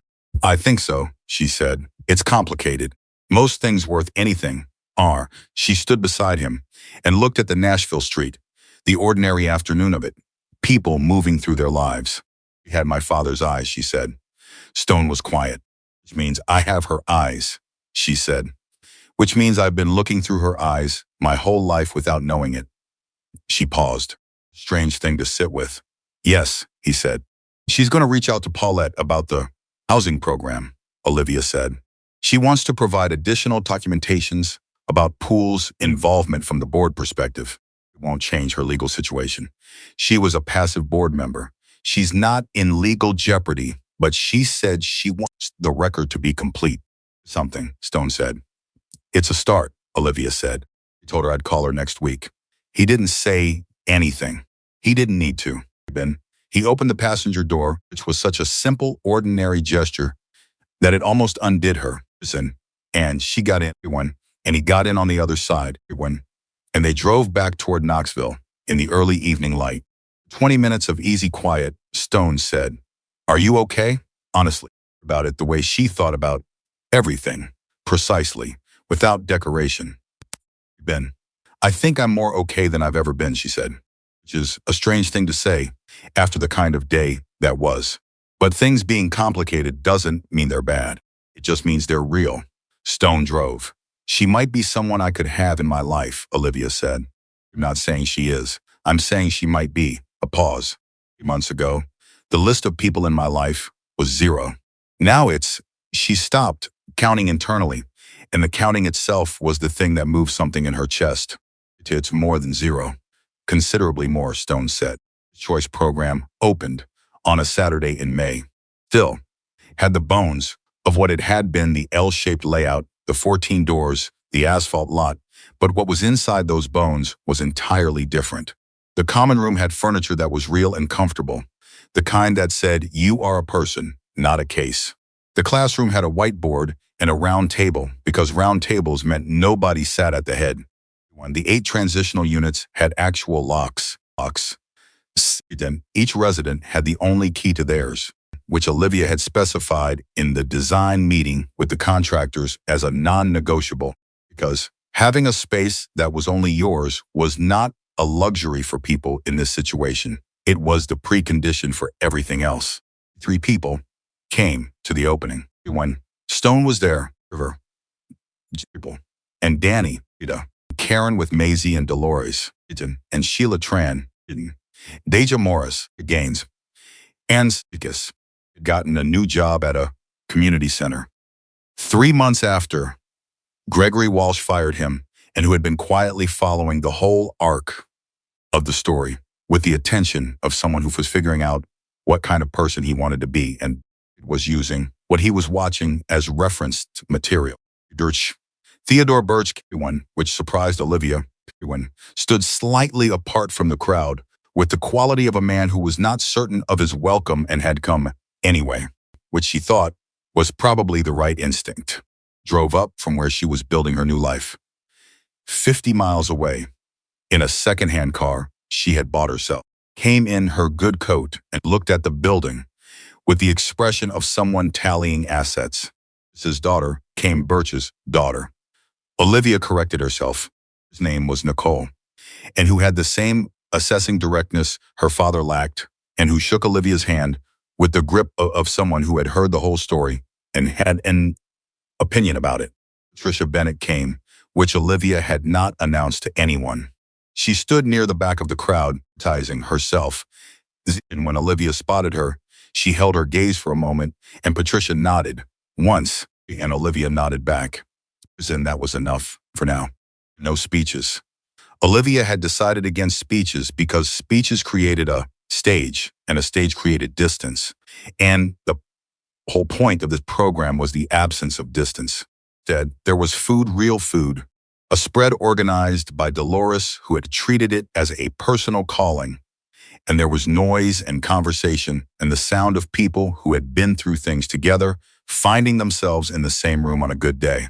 Stone found her by the wall, near the hallway, where she had positioned herself to see the whole room at once. Well, she said. They stood side by side and looked at what was in front of them. 3 people already on the intake list, she said, aging out of foster care next month. One who lost her grandmother in February. She paused. In mother's situation, I thought a lot about how to handle the intake conversation for that one.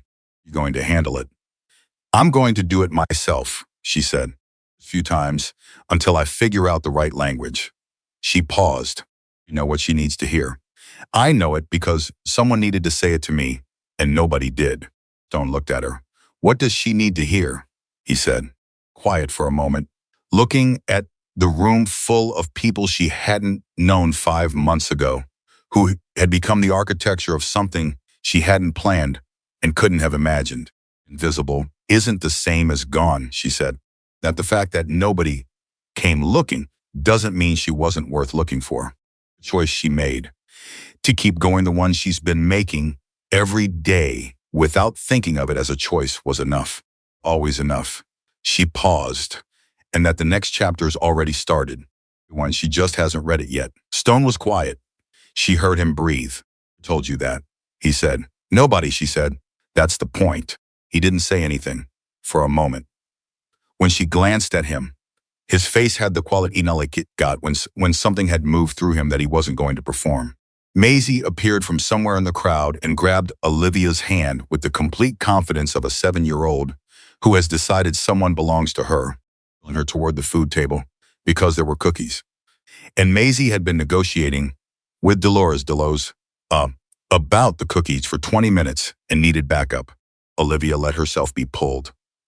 Stone watched her go, and something settled in his face that was not quite the expression of a man who had expected this, but of a man who had hoped for it, which was a different and more honest thing. Deja found him by the wall 10 minutes later, standing where Olivia had been.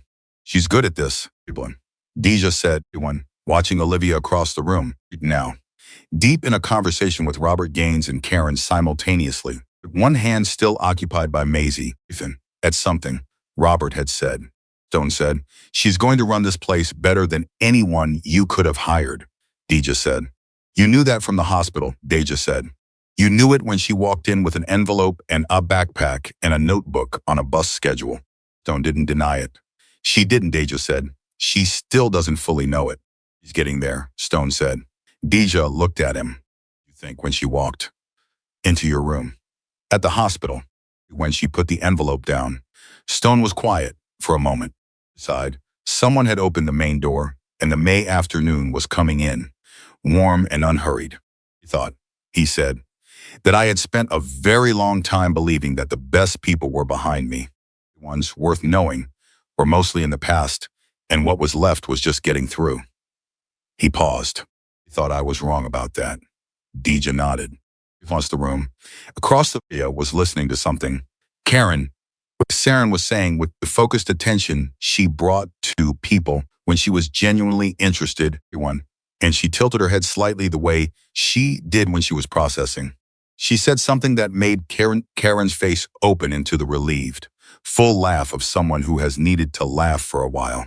The room held them all, the 43 people who had come from different places and different stories and different kinds of surviving, and the afternoon light came through the windows they had replaced with better ones that had led to this moment, had been built from a single honest choice made by a 19-year-old girl, alone in a room where nobody was watching.